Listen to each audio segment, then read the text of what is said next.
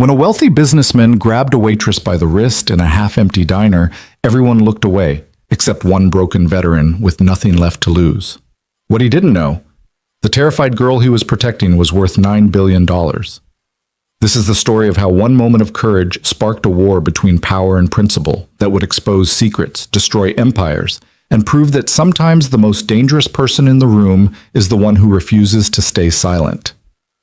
If you're watching from anywhere in the world, drop your city in the comments below. I want to see how far this story travels. Hit that like button and stay until the end, because what happens next will restore your faith in doing the right thing, even when it costs you everything. The rain came down in sheets that Wednesday night, hammering against the windows of the Bluebird Diner like thousands of tiny fists demanding entry. It was the kind of relentless downpour that turned city streets into rivers and made the neon sign outside flicker and buzz with electrical protest. Inside, the fluorescent lights cast everything in that particular shade of tired yellow that only exists in places where hope goes to rest between shifts. Ethan Cole sat alone in the corner booth, the same one he'd occupied every Wednesday and Friday for the past 3 months. His hands wrapped around a chipped ceramic mug that had seen better decades. The coffee inside long since gone cold. He didn't care. The warmth wasn't the point. The 20 minutes of sitting down was the point. The brief illusion of being something other than a man sprinting through life on a treadmill set too fast was the point. He was 34, but felt 50. The face that stared back at him from dark windows showed a man who'd aged in dog years. 7 for everyone since he'd come home from overseas. His dark hair, cut military short out of habit rather than regulation, showed premature gray at the temples. The scar that ran from his left eyebrow to his hairline had faded to a thin white line, barely noticeable unless you knew to look for it. His daughter had traced it with small fingers once, asking if it hurt. He'd lied and said no. The diner was nearly empty, which was exactly why Ethan chose it. 3 other customers scattered across the space like islands. An elderly man reading a newspaper at the counter, his coffee refilled so many times the cup probably had its own gravitational field. A young couple in a booth near the door, leaning close and whispering with the intensity of people either falling in love or plotting a crime. And a businessman in an expensive suit near the windows, the kind of suit that cost more than Ethan made in 3 months. The businessman had been there when Ethan arrived, phone pressed to his ear, voice carrying across the diner with the particular arrogance of someone who'd never been told to lower it. Victor Hale. Ethan hadn't needed to hear the name to know the type. He'd seen 1,000 versions of him in 1,000 different contexts. The watch that cost more than a car, the shoes that probably required their own insurance policy. The posture of a man who'd learned early that the world bent to accommodate him, and had never been given reason to question that fundamental truth. Ethan had learned to read people in situations where misreading them meant body bags. The skill hadn't left him just because the uniform had. Victor Hale radiated the particular energy of a predator who'd never encountered meaningful resistance. It was in the way he gestured while talking, claiming space.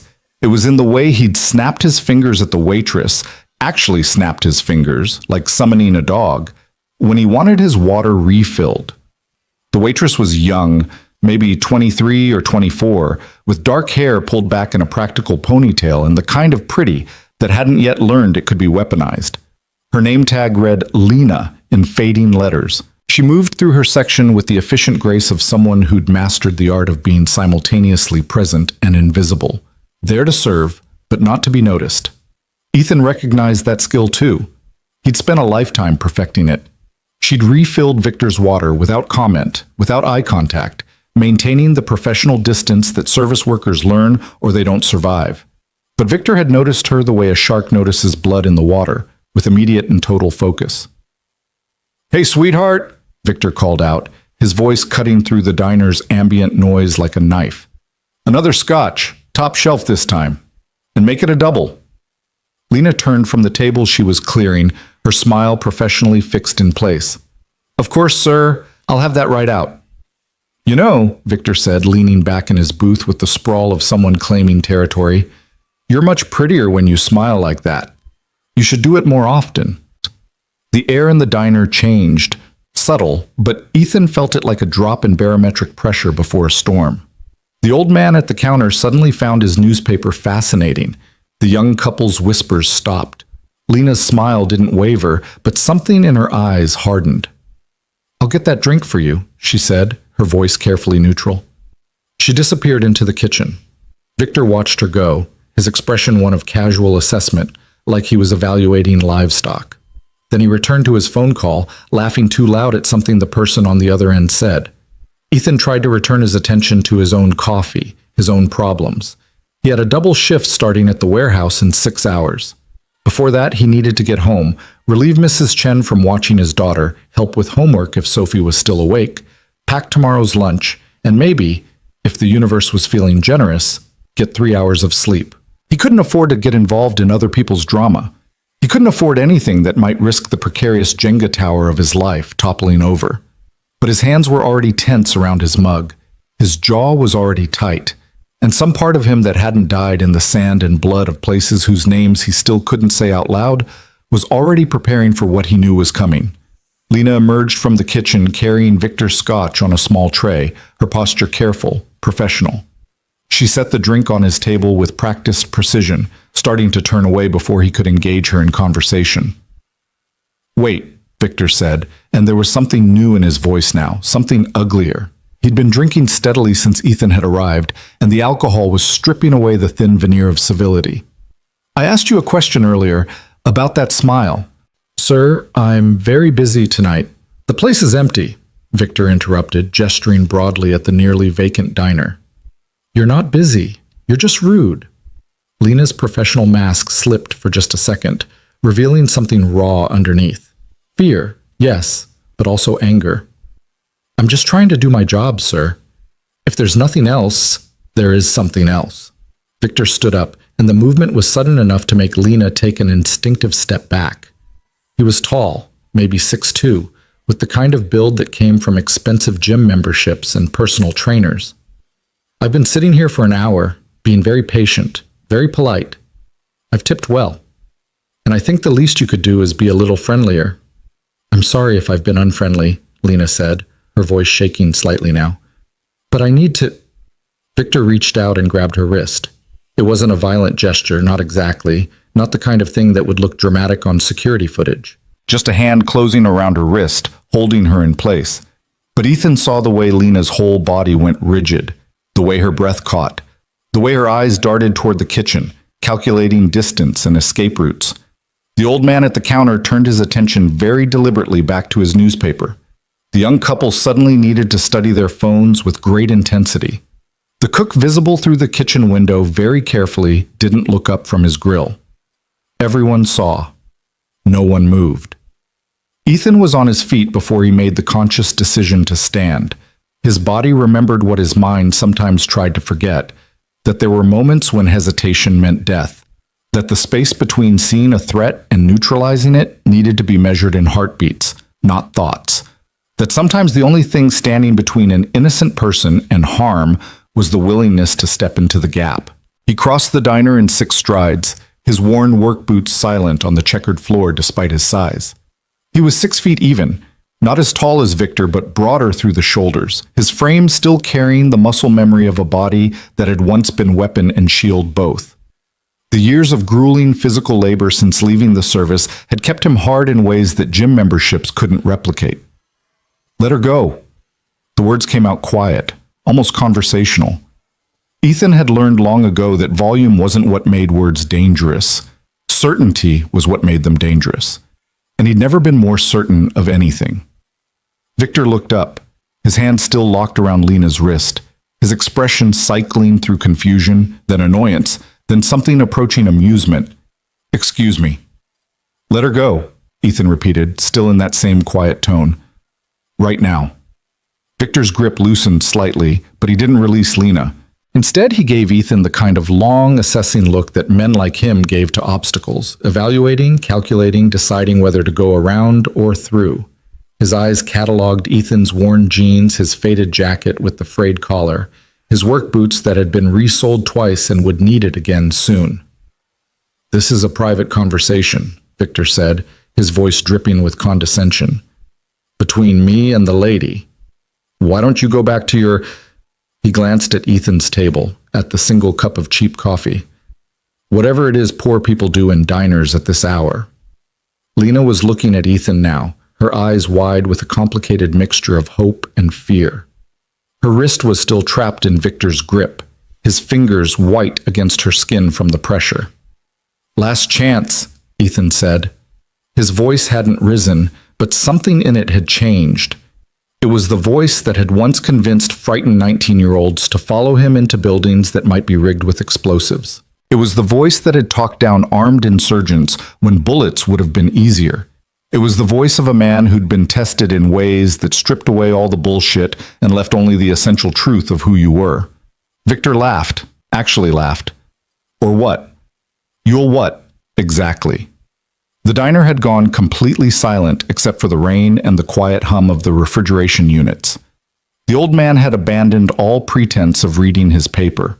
The young couple was frozen, watching with the horrified fascination of people watching a car crash unfold in slow motion. Ethan didn't respond to the question. He didn't need to.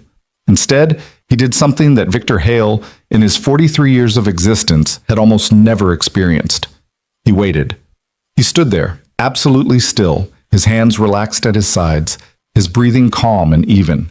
But his eyes were locked on Victor's with an intensity that was its own kind of violence. They were the eyes of a man who'd seen actual combat, who'd made life and death decisions while his ears were still ringing from explosions, who'd carried wounded friends through hostile territory and somehow kept them alive through sheer refusal to accept any other outcome. They were not the eyes of someone who made empty threats. Something in Victor's expression shifted. Some primitive part of his brain, the part that evolution had designed to recognize predators, was suddenly sending up warning signals his conscious mind couldn't quite dismiss. The hand around Lena's wrist loosened further. But Victor Hale hadn't built a fortune by backing down. And he'd certainly never backed down to someone who looked like they bought their clothes at thrift stores. "Do you know who I am?" Victor asked, his voice hardening. "Do you have any idea who you're talking to?" "Someone who's about to let go of that girl's wrist," Ethan said, "or someone who's going to regret not letting go. Either way, we're about to find out who you are." Victor's face flushed red. "I could buy and sell you. I could make one phone call and destroy your pathetic little life. You could let her go," Ethan interrupted, still in that maddeningly calm voice. "That's what you could do, right now, before this becomes something you can't undo with money." For a long moment, the two men stood there, locked in a silent contest of wills that had nothing to do with words and everything to do with the fundamental question of who would bend first. The rain hammered against the windows. The fluorescent lights hummed.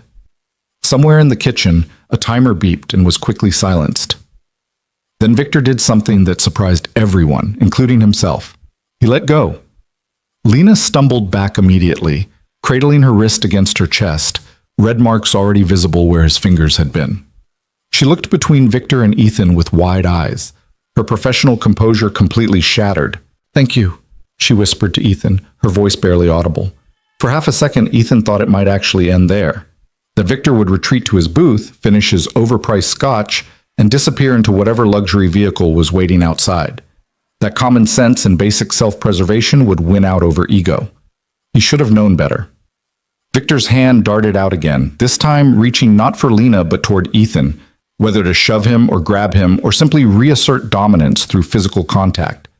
It was a stupid move, the kind of thing drunk men with too much confidence and too little experience did when they confused money with power and power with invincibility. Ethan's response was so fast it looked almost casual. His hand came up and caught Victor's wrist mid-reach, his grip iron hard but controlled. Not breaking, not twisting, not causing damage, just stopping, just saying, with absolute clarity, "No, don't," Ethan said, and now there was something in his voice that made Lena take another step back. It was the voice of a man who'd stood in doorways with his weapon raised, who'd made decisions measured in fractions of seconds that meant the difference between going home and going home in a flag-draped box.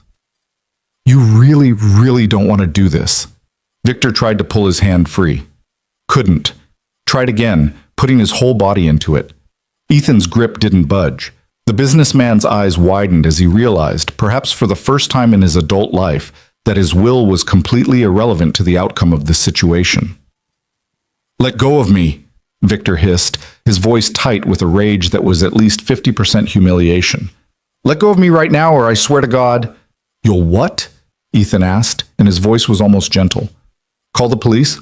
Please do. I'm sure they'd love to hear about you assaulting your waitress. I didn't assault anyone.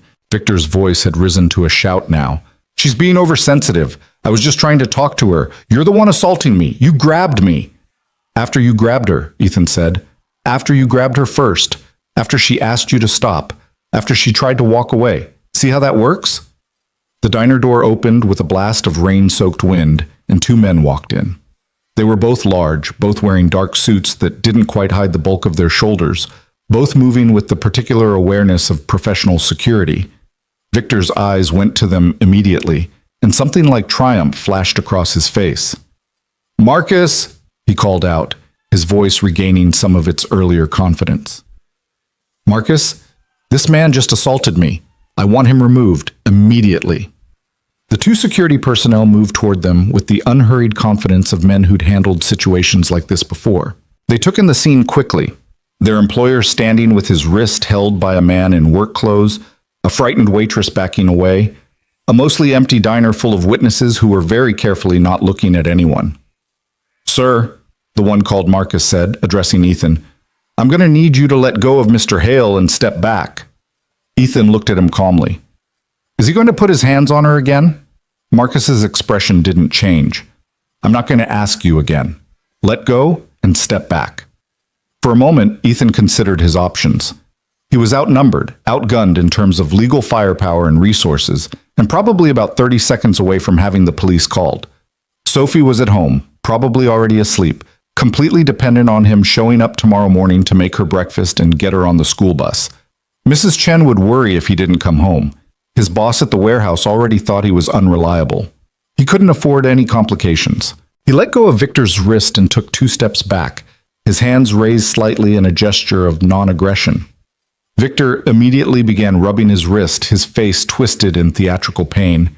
You saw that, he said to his security team. You saw him attack me, unprovoked. I want him arrested. I want charges pressed. I saw you grab the waitress first, Ethan said quietly. So did everyone else here. I did no such thing. Victor's voice had reached a register usually reserved for operatic tenors. I was simply trying to get her attention. She was ignoring me. She was being deliberately rude and dismissive, and when I tried to speak with her, this psychopath attacked me. Marcus looked at Lena, who was still clutching her wrist, her whole body trembling. Ma'am, did Mr. Hale grab you? Lena's eyes darted between the security guards, Victor, Ethan, and the door to the kitchen where her manager was presumably hiding.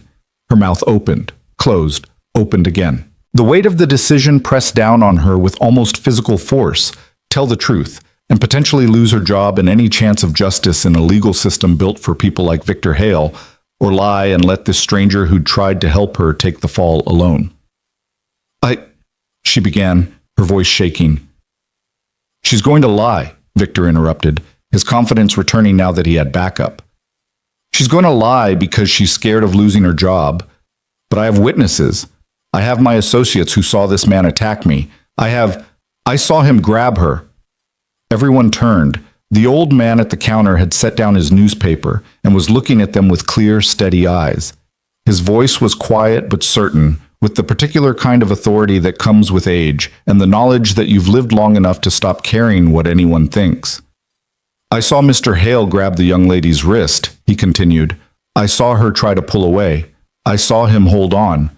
And then I saw this gentleman. He nodded at Ethan. Ask him politely to let go, twice.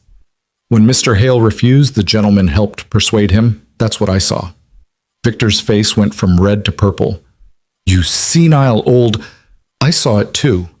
The young woman from the couple near the door had stood up, her phone in her hand, her boyfriend looking up at her with wide eyes. I recorded part of it. Not the beginning, but the part where you grabbed his wrist and he told you to stop. I got that. The air went out of Victor like a punctured tire. He stared at the young woman, at her phone, at the undeniable reality that his preferred narrative was crumbling around him in real time. Marcus looked at his colleague, some silent communication passing between them. Then he looked at Victor with the expression of a man who'd just realized his paycheck wasn't worth this particular headache. "Mr. Hale," he said carefully, "perhaps we should leave, before this escalates further." "I'm not going anywhere." Victor's voice had taken on a manic quality now, the desperation of a man who could feel control slipping through his fingers like water. "I'm the victim here. I'm being assaulted and harassed, and I want the police called. I want this man arrested. I want—" The diner door opened again, and this time it was an actual police officer, rain dripping from her uniform jacket, her hand resting casually on her belt near her radio. She took in the scene with the practiced assessment of someone who'd walked into 1,000 domestic disturbances, bar fights, and late-night confrontations. "Evening," she said, her voice carrying the particular tone of authority that doesn't need to be raised to be obeyed. "We got a call about a disturbance. Someone want to tell me what's going on?" Victor opened his mouth, ready to launch into his version of events, but the officer held up a hand. "One at a time," she said. "You, in the work clothes, you first." Ethan took a breath, organized his thoughts, and told the truth. All of it. The harassment, the grab, the refusal to let go. His intervention, Victor's attempt to grab him, his defensive response. He spoke clearly, calmly, without embellishment or emotion. Just facts, delivered in chronological order. When he finished, the officer turned to Lena. "Ma'am?" Lena looked at Ethan, at the old man who'd spoken up for her, at the young woman still holding her phone with its incriminating video. Then she straightened her spine, lifted her chin, and told her truth. "He grabbed my wrist," she said, her voice gaining strength with each word. "I asked him to let go. He didn't. This man," she gestured to Ethan, "helped me. That's what happened." The officer nodded, made some notes, then turned to Victor. "Sir?" Victor's lawyer brain was finally catching up to his alcohol-soaked outrage. He could see the way this was going, the testimonies aligning against him, the video evidence, the multiple witnesses. But men like Victor Hale didn't get rich by accepting defeat gracefully. "I want to press charges," he said, his voice cold now, calculating. "Against him. For assault. I have expensive attorneys on retainer, and I will pursue this to the fullest extent of the law. That man put his hands on me without my consent. That's assault, officer. Clear and simple." The officer looked at Ethan, at Victor, at the collection of witnesses who just finished corroborating a story that contradicted Victor's narrative entirely. She sighed the way cops sigh when they know they're about to do paperwork that won't matter in 6 months. "Sir," she said to Ethan, "I'm going to need you to come with me to the station, to give a formal statement." Ethan felt something cold settle in his chest. Not fear, exactly. More like resignation. The knowledge that he'd done the right thing and was about to be punished for it anyway, because that's how the world worked when you didn't have expensive lawyers and unlimited resources. "Am I under arrest?" he asked quietly. "Not at this time, but Mr. Hale has made a complaint, and we need to document everything properly." "I understand." Ethan reached for his wallet, pulling out 3 crumpled dollar bills to leave on his table for the coffee he hadn't finished. His hands were steady, despite everything. "Can I make a phone call first? I have a daughter at home. Someone needs to know I'm going to be late." The officer's expression softened slightly. "You can make your call from the station." As Ethan moved toward the door, Lena stepped forward, her earlier fear replaced with something else. "Wait, officer, he was helping me. He didn't do anything wrong. Please, you can't—" "It'll be fine," Ethan said, meeting her eyes. He tried for a reassuring smile and almost managed it. "Tell the truth. That's all any of us can do." The old man at the counter caught his eye as he passed, giving him a small nod of respect, warrior to warrior across the generations. The young woman held up her phone. "I'm sending this video to my email and cloud storage right now. They can't delete it." Ethan nodded his thanks and walked out into the rain, the officer beside him, Victor Hale's smug expression burning into his back like a brand. The police car's lights painted the wet street in alternating red and blue, the colors reflecting off puddles like spilled paint. As he ducked into the back seat, not cuffed, not arrested, but not free either, Ethan thought about Sophie. probably dreaming in her small bed in their small apartment. He thought about Mrs. Chen, who'd be worried when he didn't come home on time. He thought about his job at the warehouse, his boss who was one missed shift away from firing him, the carefully balanced house of cards that was his entire life. He thought about all of it, and then he pushed it aside. Because somewhere in that diner, a young woman named Lena was safe. At least for tonight. At least because one person had refused to look away when everyone else did.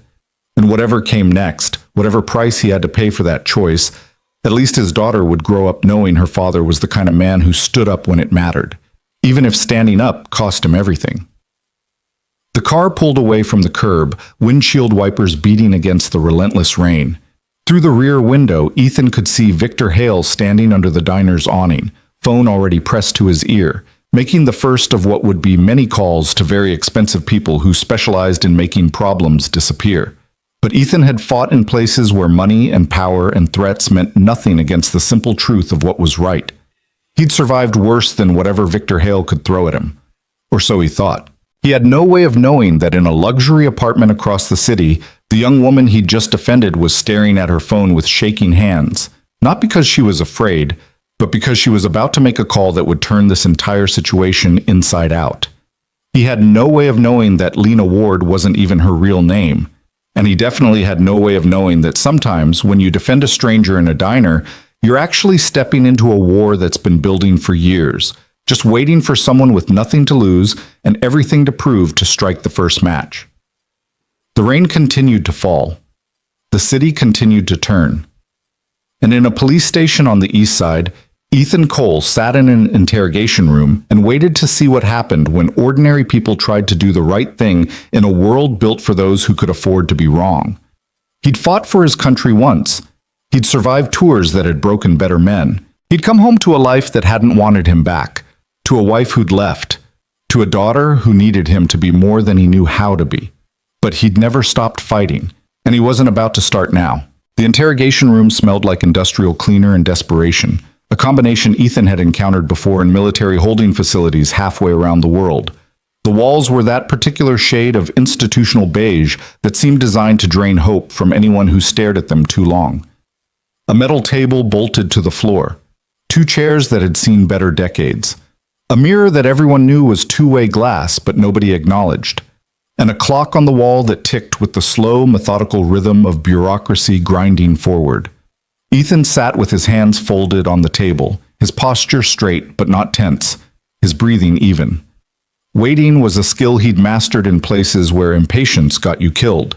He'd waited in buildings that might collapse, in vehicles that might explode, in situations where the difference between living and dying was measured in the patience to let the moment come to you instead of rushing toward it. The door opened and 2 detectives walked in. The first was a woman in her mid-40s with steel-gray hair pulled back in a severe bun, and eyes that had seen too much to be shocked by anything. Her badge read, Detective Sarah Morrison.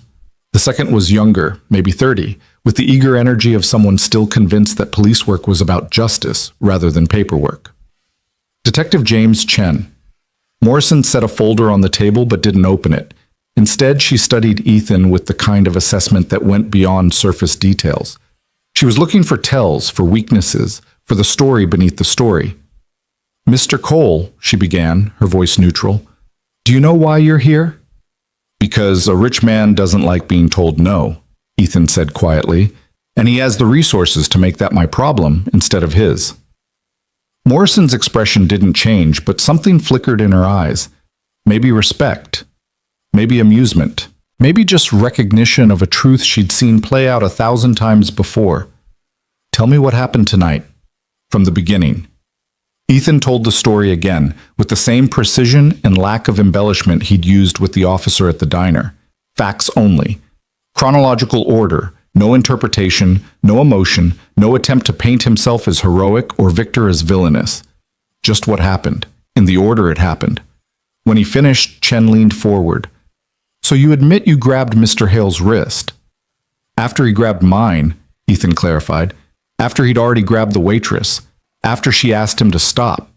After I asked him to stop. Twice. Yes, I grabbed his wrist to prevent him from putting his hands on me.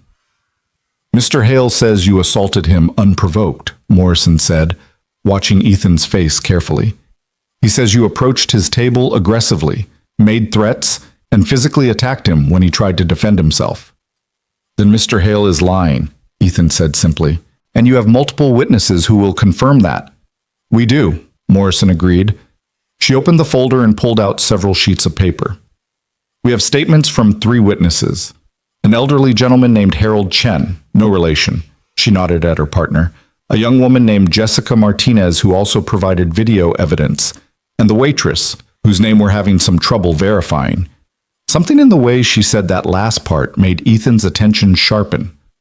What do you mean, trouble verifying? Morrison exchanged a glance with her partner.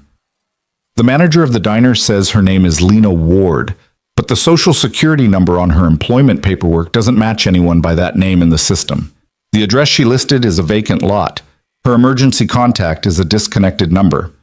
Ethan felt a cold weight settle in his stomach. You think she gave a fake name?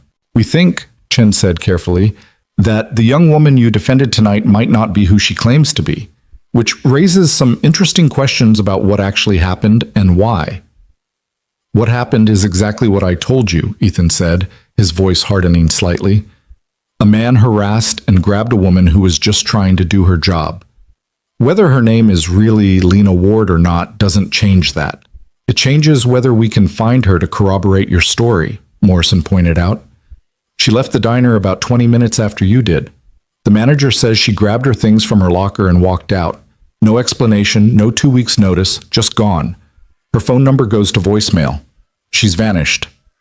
The weight in Ethan's stomach got heavier. He thought about the way Lena had looked at him before he left, the complicated mixture of gratitude and fear in her eyes. He'd assumed the fear was about the situation, about Victor Hale and his threats and his power. But maybe it had been about something else entirely. So where does that leave me? He asked. Technically, Morrison closed the folder. In a difficult position. You admitted to grabbing Mr. Hale. He wants to press charges.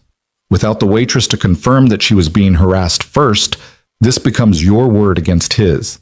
And Mr. Hale has already retained a very expensive attorney who's making very expensive noises about lawsuits and prosecution. And the other witnesses? They confirm part of your story, but they didn't see the initial harassment clearly. Mr. Martinez's video starts after the confrontation was already in progress. It shows you grabbing Mr. Hale's wrist, but it doesn't clearly show him grabbing you first. A good attorney could argue that you were the aggressor, and he was defending himself. Ethan felt the familiar sensation of walls closing in, of options narrowing, of the world shrinking down to a series of increasingly bad choices. He'd felt this before, in ambushes and firefights, in moments where every direction looked like death, and the only question was which death you chose. So what happens now? He asked. Chen pulled out a business card and slid it across the table. Now you get a lawyer. A good one. Because Mr. Hale's attorney is already talking about assault charges, civil suits, restraining orders, and making an example of you. Making an example, Ethan repeated quietly. For what? Stopping him from hurting someone? For embarrassing him, Morrison said, and there was something almost sympathetic in her voice now. For making him look weak in front of witnesses. For being in the wrong place at the wrong time and thinking that doing the right thing would protect you. She stood up, gathering her folder. You're free to go, Mr. Cole, for now, but I'd strongly suggest you find legal representation before the sun comes up. Men like Victor Hale don't make threats they don't intend to follow through on. Ethan took the business card, though he had no idea how he'd afford the attorney whose name was printed on it in tasteful serif font. He stood, his body protesting slightly from the hours of sitting, and moved toward the door. Mr. Cole, Morrison called after him. He turned back. Off the record? You did the right thing tonight, but doing the right thing and surviving the consequences of doing the right thing are 2 very different skills. Make sure you learn the second one before it's too late. The station's fluorescent lights felt even harsher than the interrogation rooms had been. Ethan found a payphone in the lobby, one of the last ones still functioning in the city, and called Mrs. Chen Collect. She answered on the 3rd ring, her voice thick with sleep but sharpening immediately when she heard his voice. Ethan, where are you? I've been worried sick. Sophie kept asking. I'm fine, Mrs. Chen. I'm at the police station. There was an incident, but I'm okay. I'm coming home now. Is Sophie? She's asleep. I told her you had to work late. She made you a picture to take to work tomorrow. A rainbow. Mrs. Chen's voice cracked slightly. Ethan, what kind of incident? Are you in trouble? The kind that I'll tell you about when I get home. I'm sorry for worrying you. I'll be there in 30 minutes. He hung up before she could ask more questions he didn't have good answers for. The rain had stopped, leaving the city washed clean and smelling of wet asphalt and new beginnings that probably wouldn't last past sunrise. Ethan walked the 45 minutes home because he couldn't afford a cab and the buses had stopped running an hour ago. His neighborhood looked different at 3 in the morning, quieter, but also more honest somehow. The storefronts that tried to look cheerful during the day showed their true faces in the darkness. The cracked windows, the fading paint, the desperate hope disguised as commerce. The apartment building where he lived with Sophie had been grand once, probably 70 years ago. Now it was just tired like everything else in this part of the city. Mrs. Chen met him at the door, her face creased with worry and questions she was too kind to ask at this hour. Ethan pressed 2 of his last 3 $20 bills into her hand despite her protests, thanked her quietly, and locked the door behind her as she shuffled back to her own apartment down the hall.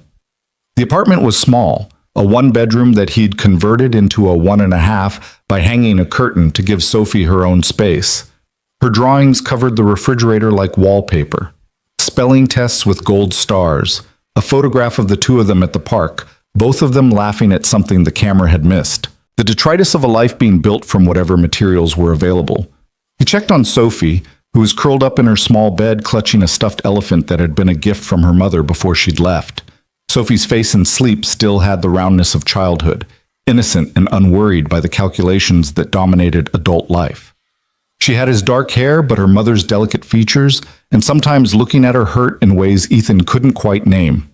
He kissed her forehead gently and retreated to his own space, a mattress on the floor in what might generously be called the living room, surrounded by milk crates that served as storage and a folding table that was his desk, dining table, and workspace all in one. Sleep didn't come. Ethan lay staring at the ceiling, watching shadows shift as occasional cars passed outside, their headlights painting temporary stories across the walls. He thought about Victor Hale and expensive attorneys, and the way the world bent toward people with resources. He thought about Lena, who wasn't Lena, who'd vanished the moment things got complicated, leaving him to face the consequences alone. But mostly, he thought about whether he'd do it again, knowing what he knew now, knowing the price, knowing the risk. And the answer, despite everything, was still yes. Because what was the alternative? Looking away? Letting fear and practicality turn him into the kind of person who could watch someone being hurt and justify doing nothing? He'd seen what happened to people who made those choices, who let the compromises add up until they couldn't remember what they'd originally stood for. He'd seen it in soldiers who'd crossed lines they swore they never would. He'd seen it in himself, in moments he still couldn't think about without something dark and cold settling in his chest. No. Whatever came next, at least he'd know he was still himself. Still Ethan. Still the man his daughter deserved to have raising her. His phone buzzed with a text message. Unknown number. He almost didn't open it, assuming it was spam or a wrong number, but something made him tap the screen. The message was short. I'm sorry, I should have stayed. I should have told them everything. This is my fault, not yours. I'm going to fix this. I promise. L. Ethan stared at the message for a long moment, reading implications and questions between the words. Then he typed a response. Who are you really? The reply came almost immediately. Someone who should have been honest from the start. Someone who owes you more than an apology. Someone who's about to make some calls that are going to change everything. Watch the news tomorrow. And Ethan, thank you. Not many people would have done what you did. Before he could respond, another message appeared. This number will stop working after I send this. They can't know I contacted you. Not yet. But I promise you won't face this alone. I keep my promises. The messages stopped. When Ethan tried to call the number back, he got an automated message saying it was no longer in service. He set the phone down and lay back, adding this new mystery to the collection already occupying his mind. He must have eventually fallen asleep, because the next thing he knew, Sophie was shaking his shoulder gently. her small voice cutting through the fog of exhaustion. Daddy, you're going to be late for work, and you didn't eat dinner last night. Mrs. Chen said you worked really late. Are you sick? Ethan forced his eyes open, forced his body upright, forced himself into the performance of being a functioning adult. The clock read 6:15. His shift at the warehouse started at 7. He had 45 minutes to get himself and Sophie ready, drop her at the bus stop, and somehow make it across the city. I'm fine, sweetheart. Just tired. Did you do your homework? All done. And I made you a picture. Want to see? The rainbow she'd drawn was taped to the refrigerator, bright and hopeful and utterly unconcerned with the realities of legal threats and expensive attorneys and the way the world punished people for trying to help. Ethan stared at it while making Sophie's breakfast.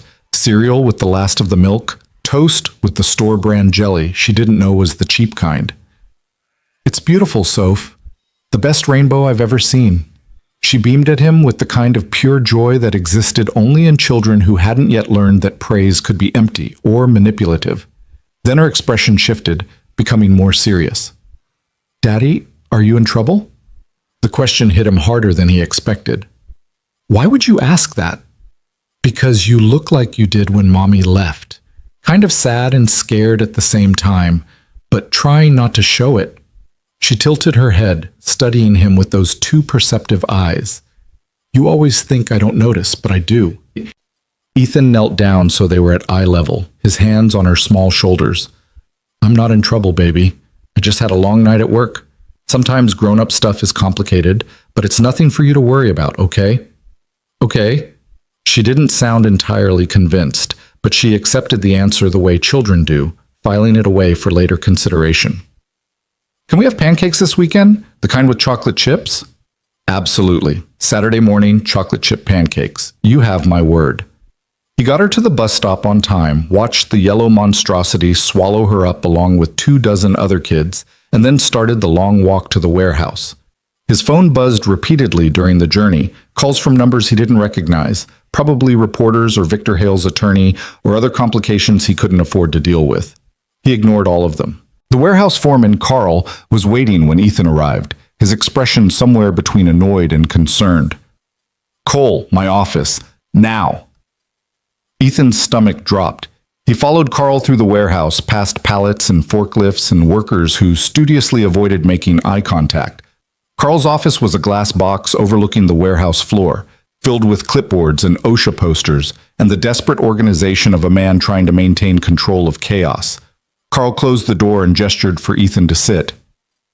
I got a call this morning from a law firm I can't even pronounce the name of. They wanted to know about your employment here, your work schedule, your reliability. They asked if you'd ever been violent or aggressive with coworkers. And what did you tell them? I told them to get a warrant if they wanted information about my employees. Carl leaned back in his chair, which creaked in protest. But then I Googled your name, and the first 5 results are all about you assaulting some businessman in a diner last night. Want to tell me what the hell happened? Ethan told the story for the 3rd time, and with each retelling it felt less like truth and more like performance. The words were the same, the facts unchanged, but something about repetition made them feel hollow. Carl listened without interrupting, his expression unreadable. When Ethan finished, he was quiet for a long moment. You know I can't have this kind of attention on my warehouse, Carl finally said. I got corporate breathing down my neck, insurance people asking questions, clients who don't want their shipments handled by some guy who's all over the internet for assault. I understand. Ethan kept his voice level even as he felt the foundation of his life cracking beneath him. If you need me to resign, I didn't say that. Carl pulled out a folder and slid it across the desk. Inside were printouts of news articles, all from the last hour, all with headlines that made Ethan's chest tighten. Rich businessman assaulted by veteran. Diner dispute turns violent. Homeless veteran attacks customer. I'm not homeless, Ethan said quietly, fixating on the one detail he could correct. Doesn't matter what's true. Matters what people believe. And right now the story being told is that you're some unhinged vet with PTSD who attacked an innocent customer for no reason. Carl tapped the articles. These all came out in the last hour. Professional hit pieces, all of them. Someone's paying good money to destroy your reputation before you can defend yourself. Ethan felt something cold and familiar settling in his chest. He'd seen information warfare before, had been trained in it, knew how narratives could be shaped and deployed as weapons more effective than bullets, but he'd never been the target of it. So what do I do? You get a lawyer. A real one, not some public defender who's handling 50 cases at once. You fight back. Carl stood up, extending his hand. And in the meantime, you keep showing up for work. I don't care what those vultures say. I've worked with you for 3 months and you've been nothing but reliable. Until I see evidence otherwise, you're still on my crew. Ethan shook his hand, surprised by the solidarity. Thank you. Don't thank me yet. This is going to get worse before it gets better. Men like the one you stood up to don't like being embarrassed. They'll use every resource they have to make you regret it. Carl walked him to the door. But you did the right thing, Cole. That still counts for something. At least it should. The shift passed in a blur of physical labor that was almost meditative in its simplicity. Lift boxes, move pallets, load trucks. Simple tasks that required muscle and attention, but not thought, giving Ethan's mind space to process what was happening.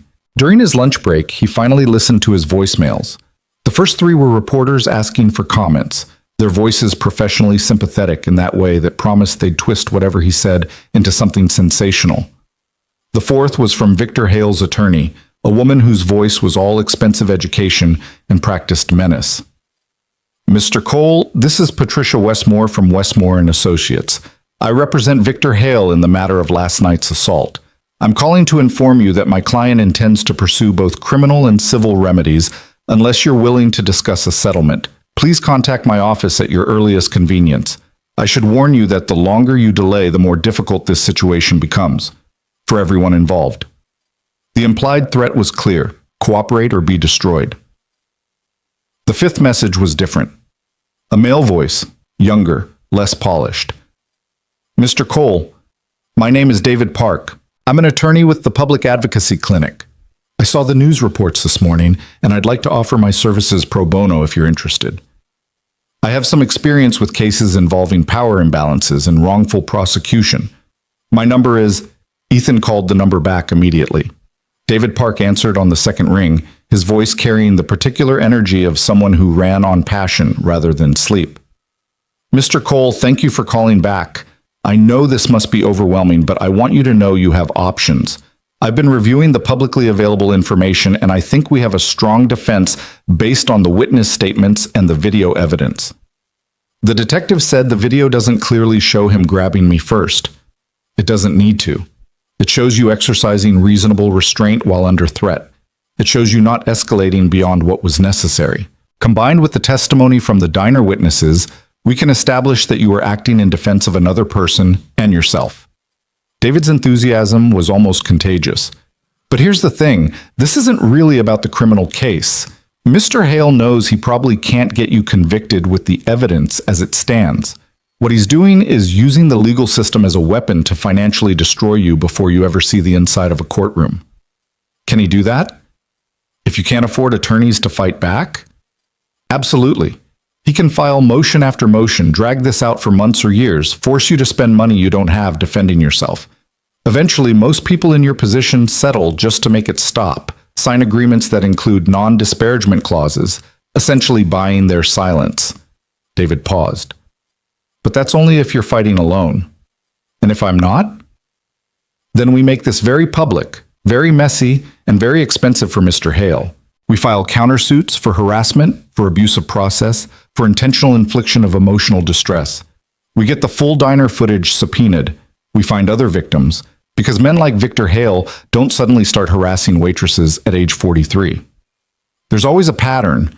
We make sure that every time someone Googles his name, this incident comes up. We make the cost of pursuing you greater than the satisfaction of punishing you. It sounded good. Almost too good. Why would you do this pro bono? What's in it for you? David laughed, but there was no humor in it. You want the honest answer? I'm tired of watching rich assholes use the legal system as a cudgel against ordinary people trying to do the right thing. I'm tired of justice being something you can only afford if you're already wealthy. And I'm really, really tired of guys like Victor Hale getting away with whatever they want because everyone's too scared or too broke to stand up to them. His voice softened. Plus, my sister was a waitress once. Had a customer grab her almost exactly like what happened to you. Everyone looked away. No one helped. She quit that night and never went back to service work. So yeah, this one's personal for me. Ethan made his decision in the space between heartbeats. When can we meet? Tonight, if you're free. My office is small and probably not what you're used to for legal representation, but I'll be there. Text me the address. One more thing, Mr. Cole. This is going to get ugly. Mr. Hale has already started the media campaign against you. It's only going to intensify. He's going to try to paint you as unstable, dangerous, a threat. He's going to dig into your military service, your divorce, every mistake you've ever made. Are you prepared for that? Ethan thought about Sophie, about the life he was trying to build for her, about whether he could afford to fight back or afford not to.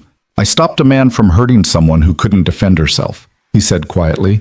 If I have to be destroyed for that, at least I'll be destroyed for something worth defending. Good, David said, and Ethan could hear the smile in his voice. Then let's give Mr. Hale a fight he wasn't expecting. I'll see you tonight. The rest of the shift passed in a haze. Ethan's phone kept buzzing with notifications, his name trending on social media, strangers with opinions about his character and motives, the internet's infinite capacity for judgment based on incomplete information. He turned the phone off and focused on the work. When his shift ended, he headed straight to the address David had texted him. The public advocacy clinic was located in a repurposed storefront in a part of town that developers hadn't discovered yet. The windows were covered with posters about tenant rights and workers' protections. Inside, young attorneys with idealistic eyes worked at mismatched desks covered in case files. David Park was exactly what Ethan had pictured. Late 20s, rumpled suit that had seen better years, wire-rimmed glasses slightly crooked on his face, and the kind of intensity that came from believing the law could actually be used for good if you tried hard enough. They shook hands and David led him to a small conference room that smelled like old coffee and determination. All right, David said, spreading out papers across the table. Let's talk about how we're going to win this thing. For the next 2 hours, they built a strategy. Every witness would need to be interviewed again, properly this time. The video would need to be analyzed frame by frame. Victor Hale's background would need to be investigated for patterns of behavior, and they needed to find Lena. She's the key, David explained. She can confirm everything. Her testimony establishes motive and pattern. Without her, this is still winnable, but with her, it's airtight. She disappeared, Ethan said. The police couldn't find her. The name she used was fake. Then we figure out her real name. We track her down. David's phone rang, cutting him off. He glanced at the screen and his expression shifted to confusion. Excuse me, I need to take this. He stepped out of the conference room, leaving Ethan alone with the case files and the growing certainty that this situation was far more complicated than a simple diner confrontation. When David returned 5 minutes later, his face had gone pale. That was a colleague who works in corporate law. He just got a very interesting call. David sat down heavily. A law firm representing an unnamed client wants to retain our clinic to represent you. They're offering to cover all costs, provide additional resources, and ensure you have access to the best possible defense. Why? That's the question, isn't it? David stared at his phone like it might provide answers. The attorney wouldn't say who the client was, just that they have a vested interest in ensuring you receive proper legal representation and that Victor Hale doesn't succeed in using the legal system to punish you for defending someone. Ethan thought about the text messages from Lena, who wasn't Lena, the promise that he wouldn't face this alone. Did they give any other information? Just one thing. The attorney said to tell you that Elle keeps her promises. The silence in David Park's conference room stretched like a wire pulled too tight, vibrating with questions neither man wanted to ask first. Ethan stared at the scattered case files while his mind raced through implications and possibilities, each one stranger than the last. A waitress with a fake name who'd vanished into thin air. A mysterious benefactor willing to fund an expensive legal defense. A promise delivered through encrypted channels that disappeared after one use. David broke the silence first, his voice careful and measured in a way that suggested he was thinking several moves ahead. "So you know who she really is?" It wasn't a question. Ethan met his eyes and saw a sharp intelligence there that he'd initially underestimated. David Park might work out of a converted storefront with mismatched furniture, but he hadn't gotten there by being slow to connect dots. "I don't," Ethan said honestly. "But I'm starting to think I defended someone a lot more important than a diner waitress. The question is whether that makes this situation better or worse for you." David leaned back in his chair, which creaked in protest. On one hand, having powerful allies who want to help is obviously advantageous. On the other hand, powerful people who hide their identities usually have complicated reasons for doing so, and those complications have a way of becoming other people's problems. "She didn't ask for my help," Ethan pointed out. "I made the choice to step in. Whatever happens next is on me." Noble sentiment, legally irrelevant. David pulled his laptop closer and started typing. "But if someone with serious resources wants to bankroll your defense, I'm not going to tell them no. Not when the alternative is watching Victor Hale's legal team steamroll you into bankruptcy and possibly jail time." He paused, fingers hovering over the keyboard. "The question is whether we accept their help with no strings attached, or whether we find out who they are first."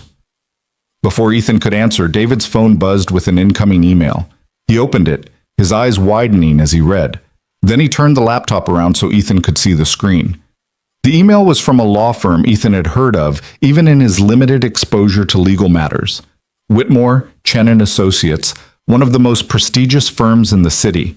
The message was brief and professional, outlining their offer to provide full legal representation at no cost to Ethan, with unlimited resources allocated to his defense and any subsequent civil actions. Attached was a retainer agreement already signed by the unnamed client, along with a secure video conference link scheduled to activate in exactly 5 minutes. "Well," David said, glancing at the clock, "I guess we're about to find out who your mysterious benefactor is." The 5 minutes crawled by like hours. David spent them pulling up everything he could find on Whitmore, Chen and Associates, muttering observations under his breath. Top-tier firm. They represent tech companies, Fortune 500 executives, occasionally celebrities who've gotten themselves into serious legal trouble. Their hourly rate starts at $800 for associates. Partners are twice that, and they want to represent you for free. When the laptop chimed with the incoming video call, both men leaned forward. David clicked accept, and the screen filled with the image of a woman in her 50s, impeccably dressed, sitting in an office that probably cost more to furnish than Ethan made in a year. Behind her, floor-to-ceiling windows revealed a nighttime cityscape that placed her somewhere in the financial district's highest towers. "Mr. Cole, Mr. Park, thank you for taking this call. My name is Margaret Chen, senior partner at Whitmore, Chen and Associates. I've been retained to represent Mr. Cole in all matters related to the incident at the Bluebird Diner and any subsequent legal actions." Her voice carried the kind of authority that came from decades of winning arguments in rooms where billions of dollars hung in the balance. But there was something else there too, something that might have been respect or possibly curiosity. "Ms. Chen," David began, his voice professional despite the surreal nature of the situation. "We appreciate the offer, but we have some questions about who's funding this representation and why." "I'm sure you do."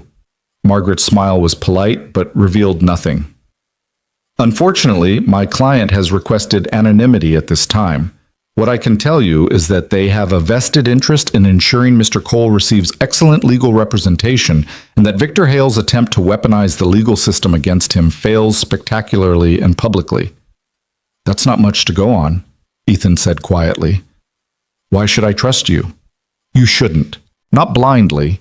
Margaret pulled out a physical folder, holding it up to the camera. "But you should consider the alternative. As of this afternoon, Victor Hale has filed a civil suit against you seeking $5 million in damages for assault, emotional distress, and defamation. His attorneys have also been in contact with the district attorney's office, pushing for criminal charges. They've launched a coordinated media campaign painting you as a violent, unstable veteran with a history of aggression, and they've contacted your employer, your daughter's school, and several of your neighbors with carefully worded questions designed to build a case that you're a danger to the community." The words hit Ethan like physical blows. My daughter's school? They sent an investigator posing as a social services representative to ask about your fitness as a parent. Margaret's expression hardened. That particular move crossed a line, which is why I'm even more motivated to bury them. But the point is, Mr. Cole, you're not just facing a legal challenge. You're facing a coordinated assault from someone with unlimited resources and absolutely no conscience about collateral damage. David had gone pale. They can't just harass his daughter. They can do anything that isn't explicitly illegal, and even then, they'll push right up to that line and sometimes over it, betting that you won't have the resources to fight back.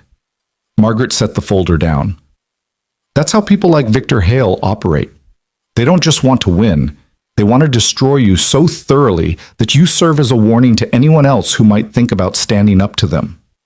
Ethan felt something cold and familiar settling in his chest, the same feeling he'd had in combat zones when the situation shifted from dangerous to potentially catastrophic. What do you want in return? My client wants 3 things. First, they want you to accept our representation with no conditions or reservations. Second, they want you to fight this case publicly and aggressively, holding nothing back. And third, when this is over, they want you to tell the truth about what happened that night, regardless of any settlement offers or non-disclosure agreements Victor Hale might propose. That's it? David sounded skeptical. No hidden clauses? No requirements that he stay silent about your client's identity? My client believes the truth is about to become very public regardless, Margaret said, but they'd prefer to control the timing and narrative.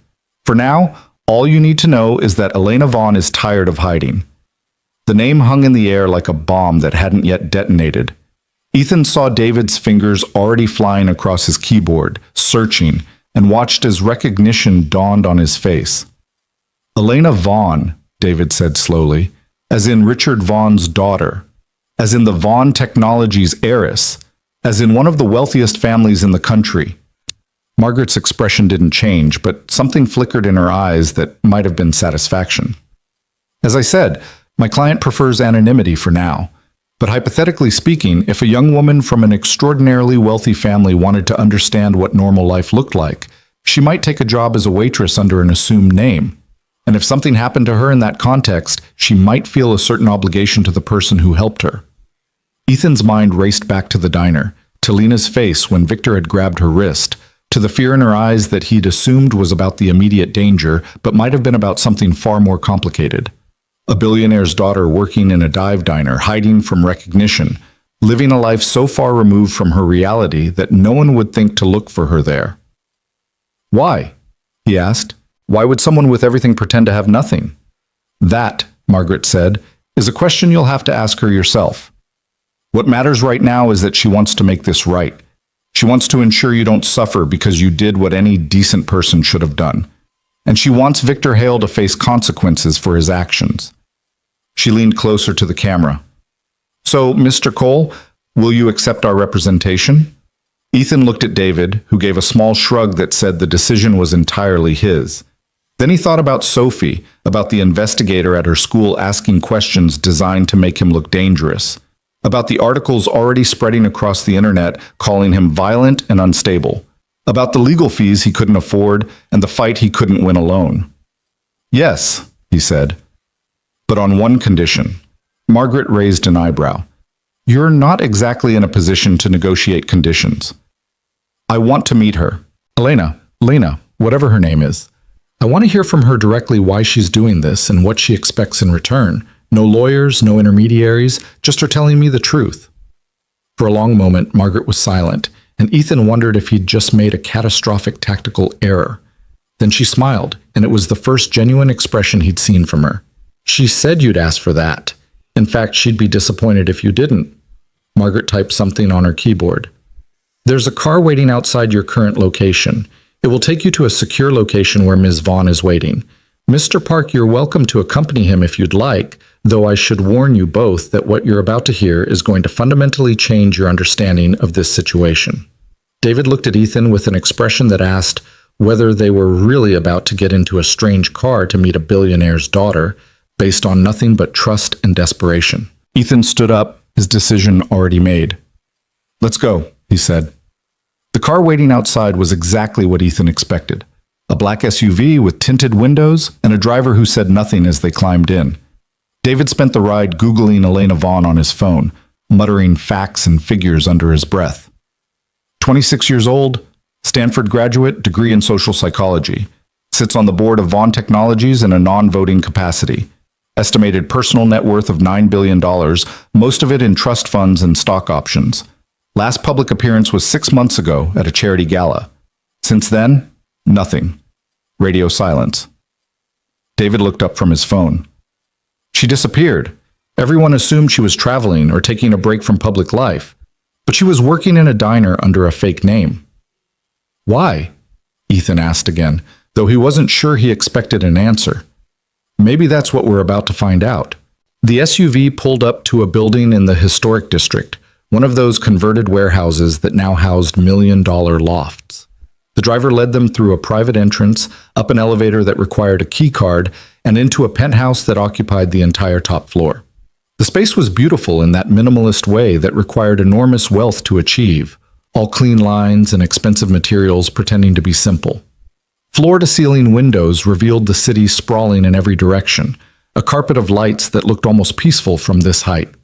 Elena Vaughn stood by the windows, her back to them, wearing jeans and a simple sweater that probably cost more than Ethan's monthly rent, but looked deliberately casual. When she turned around, Ethan recognized Lena's face immediately, but everything else about her had changed. The careful invisibility she'd worn at the diner was gone, replaced by something more confident, more present, more real. "Mr. Cole," she said, and her voice was different too, educated and precise in a way she'd hidden before. "Thank you for coming.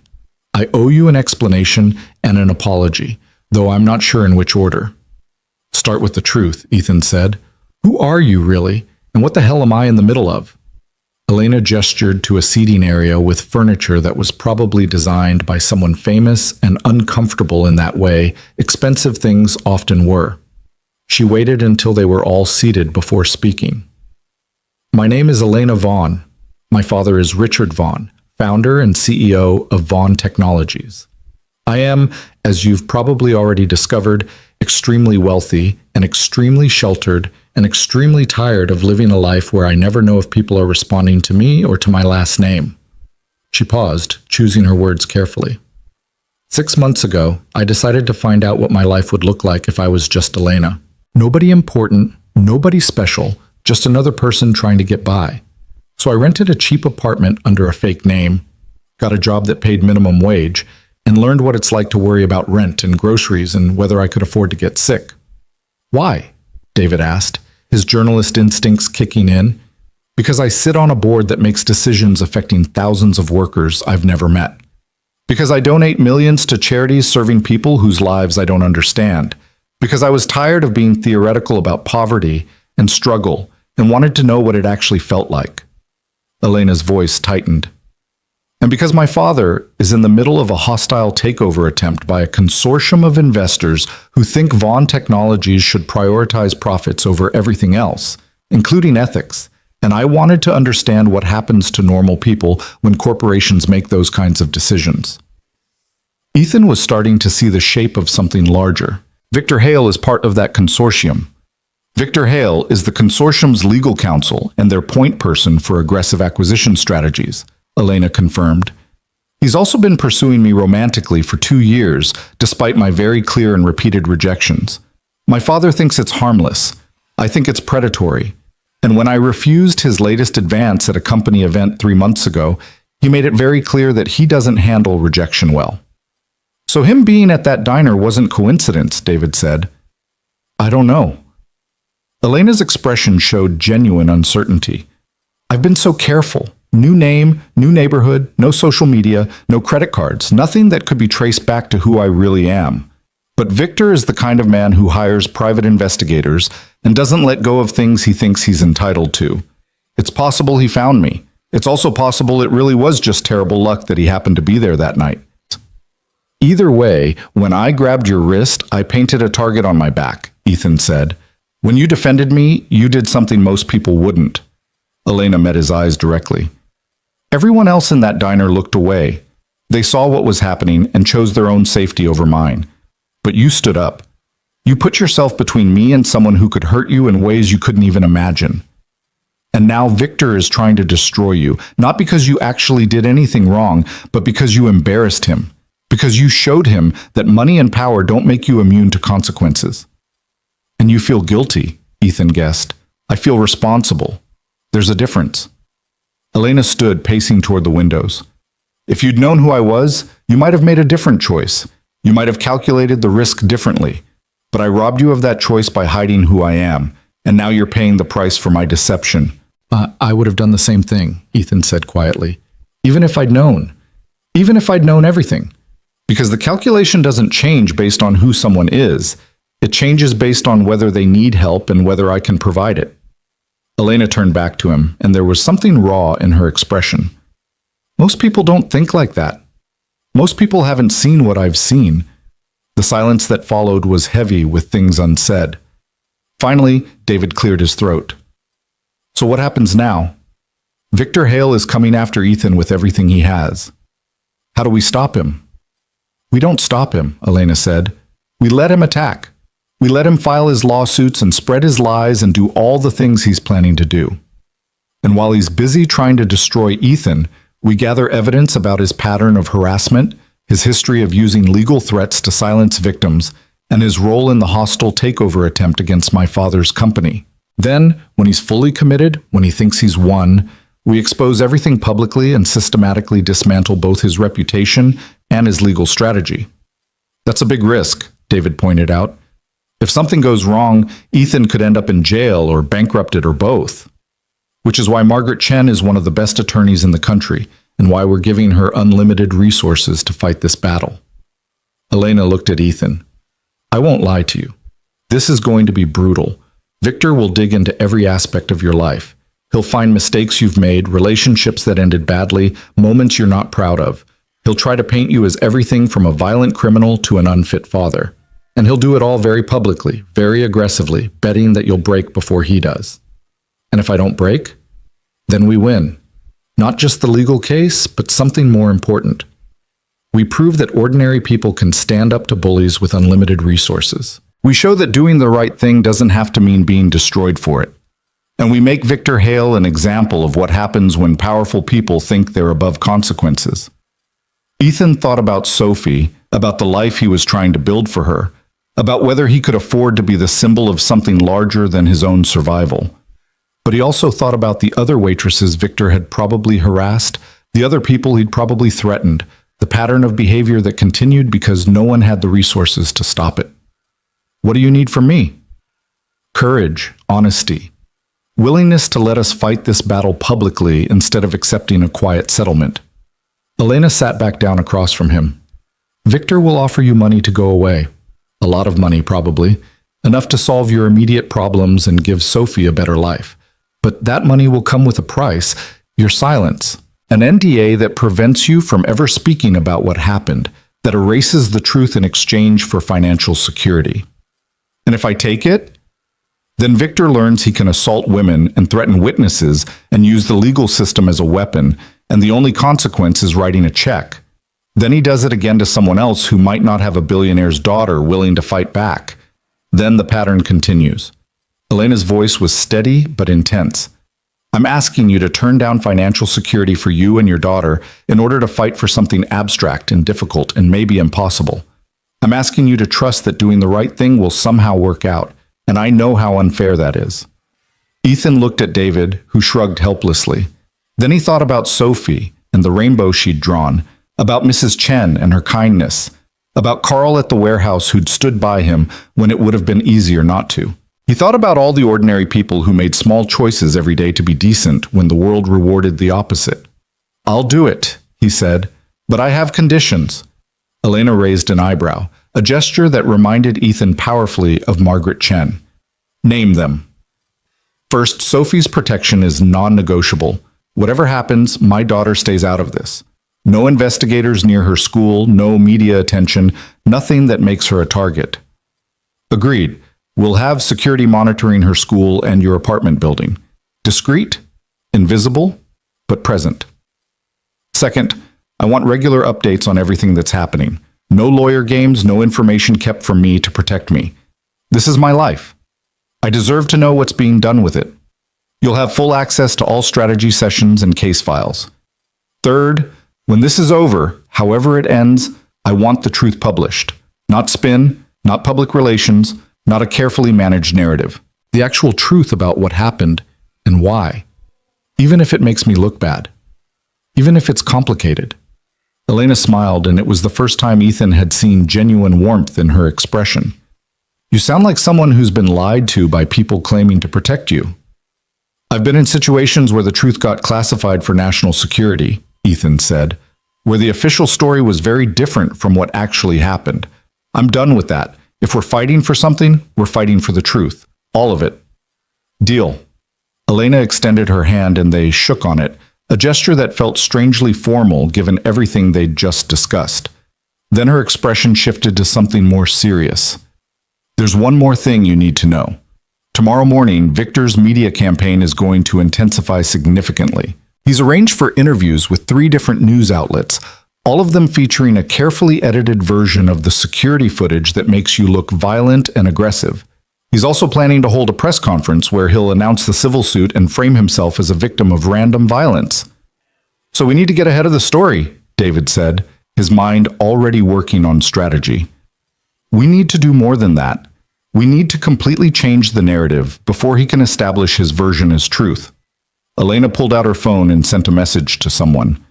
Which is why, tomorrow morning, I'm going to reveal my real identity and exactly what happened that night. I'm going to explain who I am, why I was working at that diner, and what Victor Hale actually did. And I'm going to dare him to sue me for defamation if he thinks my account is inaccurate. That's incredibly risky, David warned. Once you go public, there's no taking it back. You'll lose the privacy you've been trying to protect. Every aspect of your life will become fair game for media scrutiny. I know, but staying silent makes me complicit in what Victor is trying to do to Ethan, and I'm done being complicit. Elena stood, signaling that the meeting was ending. My father doesn't know I'm doing this yet. He's going to be furious, but he's also going to realize that Victor Hale sexually harassed his daughter and then tried to destroy the witness who defended her. And my father does not react well to threats against his family.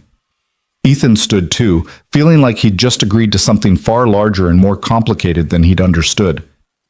What happens if this doesn't work? If Victor's resources and connections are too much even for you? Then we lose. And Victor learns he really is untouchable. Elena met his eyes with an intensity that reminded him of combat, of moments when everything hung in the balance and the only choice was to commit fully or retreat. But I don't think we're going to lose. I think Victor Hale has been getting away with this behavior for so long that he's forgotten other people can fight back. And I think he's about to get a very expensive education in why you shouldn't underestimate people just because they're not rich. The ride back to David's office was quiet, both men processing everything they'd just learned.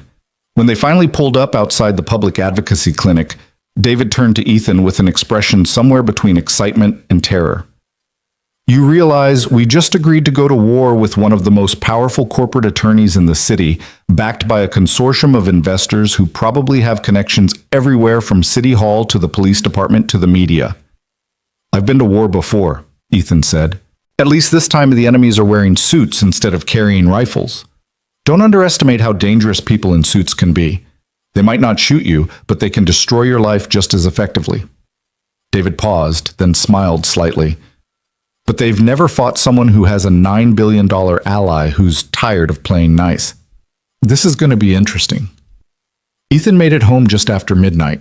Sophie was asleep, her breathing deep and even, the stuffed elephant clutched tight against her chest. He stood in the doorway watching her for a long moment, wondering what kind of world he was fighting to create for her. His phone buzzed with a text from an unknown number, though this time he suspected it would keep working. Thank you for meeting with me. Thank you for agreeing to fight. And thank you for being the kind of person who stands up when everyone else looks away. Tomorrow's going to be difficult, but we'll face it together. Sleep well, Ethan. You're going to need it. Elena. He sent back a simple response. See you on the battlefield. Then he lay down on his mattress on the floor, staring at the ceiling and thinking about the strange chain of events that had led from a rainy night in a diner to a penthouse meeting with a billionaire's daughter. About how one choice, one moment of refusing to look away, had cascaded into something far larger than he could have imagined. Tomorrow, Elena Vaughn would reveal her identity to the world and challenge Victor Hale to a very public fight. Tomorrow, the media would descend like locusts, hungry for a story that combined wealth, power, assault, and a working-class veteran caught in the middle. Tomorrow, his life would become a spectacle, whether he wanted it to or not. But tonight, Sophie was safe and sleeping. Tonight, he'd made an alliance with someone who had the resources to actually fight back. And tonight, for the first time since walking into that police station, Ethan felt something that might have been hope. Sleep came eventually, filled with dreams of combat zones and courtrooms bleeding together, of Sophie's rainbow drawing somehow protecting him from bullets made of legal documents, of Elena standing in that diner again, but this time not hiding, not pretending, just being exactly who she was and daring anyone to touch her.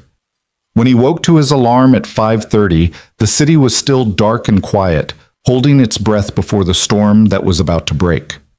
Ethan made coffee with hands that were steady despite everything, checked on Sophie one more time, and prepared himself for the day when everything would change.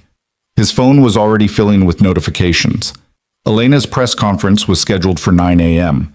Margaret Chen had sent over a briefing document about what to expect and how to handle media inquiries. David had forwarded 3 articles from early morning news sites speculating about the Bluebird Diner incident and Victor Hale's planned lawsuit. But there was one notification that stood out from all the others, an email from an address he didn't recognize with a subject line that made his blood run cold. "You should have stayed down." The message itself was brief and unsigned. "Whatever you think you're doing, whatever you think you know, it won't matter. She can't protect you from what's coming. Neither can her lawyers or her money or her name. You put your hands on the wrong person. Now you're going to learn what that costs, starting with everyone you love." Ethan deleted the message immediately, but the words had already burned themselves into his memory. A threat. Not subtle, not ambiguous. A promise that this fight wasn't going to stay in courtrooms and conference rooms. He forwarded the email to Margaret Chen and David Park with a simple note. "Received this 5 minutes ago. Thought you should know." Margaret's response came within 60 seconds. "Screenshot everything. Save the email. Do not respond. Do not engage. We're documenting all of this. And Ethan, the security we placed on Sophie's school is already active. She's safe. Trust us." Ethan wanted to believe her, wanted to trust that money and lawyers and good intentions could protect his daughter from people who'd just threatened everyone he loved. But he'd learned in places soaked with blood and desperation that the only person you could really trust to protect the ones you cared about was yourself. So he made a decision that Margaret Chen probably wouldn't approve of, and David Park would definitely argue against. He started documenting everything himself, creating his own backup of emails and text messages and every interaction, storing them in multiple places, both digital and physical. Because if this fight was going to get ugly, if Victor Hale and his consortium were willing to threaten a 7-year-old girl to win, then Ethan was going to make absolutely certain that the truth survived, even if he didn't. The sun was starting to rise, painting the sky in shades of orange and pink that seemed almost obscenely beautiful given what the day would bring. Sophie would wake in an hour. He'd make her breakfast, walk her to the bus stop, hug her tight without explaining why, and send her off to a school that now had invisible security watching for threats. Then he'd come back to an apartment that suddenly felt less like a sanctuary and more like a target, and he'd wait for 9 a.m. when Elena Vaughn would step in front of cameras and transform this from a personal conflict into something much larger and far more dangerous. 3 days ago, he'd been nobody. A struggling single father working 2 jobs and trying to give his daughter a decent life. A veteran trying to forget wars that wouldn't forget him. A man whose biggest concern was making rent and keeping Sophie fed, and maybe, if he was lucky, finding 5 minutes of peace in a diner between shifts. Now he was at the center of a battle between billionaires and corporate raiders, his name spreading across the internet, his life being dissected by strangers, his daughter potentially in danger because he'd refused to look away when everyone else did. And the worst part, The thing that kept him awake, even as exhaustion pulled at him like a riptide, was the certainty that this was only the beginning. The real war hadn't even started yet. Sophie's voice cut through Ethan's racing thoughts like a bell in the darkness, clear and innocent and utterly unaware of the threats circling their small life like sharks sensing blood. "Daddy, you're making the sad coffee face again." Ethan looked up from his phone, where he'd been staring at the threatening email for the 15th time, trying to memorize every word, every pattern, searching for clues about who'd sent it. Sophie stood in her pajamas decorated with planets and stars, her dark hair tangled from sleep, holding the stuffed elephant under one arm. "Sorry, sweetheart. Just thinking about work stuff." He forced himself to smile, to be present, to not let the fear show. "Want pancakes this morning instead of cereal?" Her eyes lit up with the kind of pure joy that only children could manufacture from simple promises. "With chocolate chips?" "Absolutely. Go get dressed and I'll start cooking." She disappeared back behind the curtain that divided their small apartment, singing something off-key about planets and breakfast. Ethan moved mechanically through the familiar routine of making pancakes, the normalcy of it almost painful in its contrast to everything else happening. Flour, eggs, milk from the carton that was 2 days from expiring, chocolate chips from the bag he'd been saving for a special occasion, because if ever there was a morning that qualified, it was this one. By the time Sophie emerged dressed for school, the apartment smelled like butter and chocolate and temporary safety. They ate together at the folding table, Sophie chattering about a project on the solar system while Ethan listened with half his attention, the other half monitoring his phone for updates from Margaret Chen's team. The walk to the bus stop felt different this morning. Ethan found himself scanning faces, looking for surveillance, for threats, for anyone paying too much attention to a single father and his daughter heading to school like thousands of other families across the city. He saw nothing obvious, but that didn't mean nothing was there. "Daddy, you're squeezing my hand too tight." He loosened his grip immediately, kneeling down to Sophie's eye level when they reached the bus stop. Other parents were already gathering, none of them aware that the man standing among them had received a death threat 3 hours ago and was about to become the center of a media firestorm. "Sophie, I need you to promise me something." Her expression grew serious in that way children do when they sense their parent is worried about something real. "Okay. If anyone you don't know tries to talk to you at school or asks you questions about me or our family, I want you to tell your teacher immediately. Don't answer them. Don't be polite. Just go straight to Mrs. Anderson and tell her. Can you do that?" "Is someone going to try to talk to me?" Fear crept into her voice, and Ethan hated himself for putting it there. "Probably not.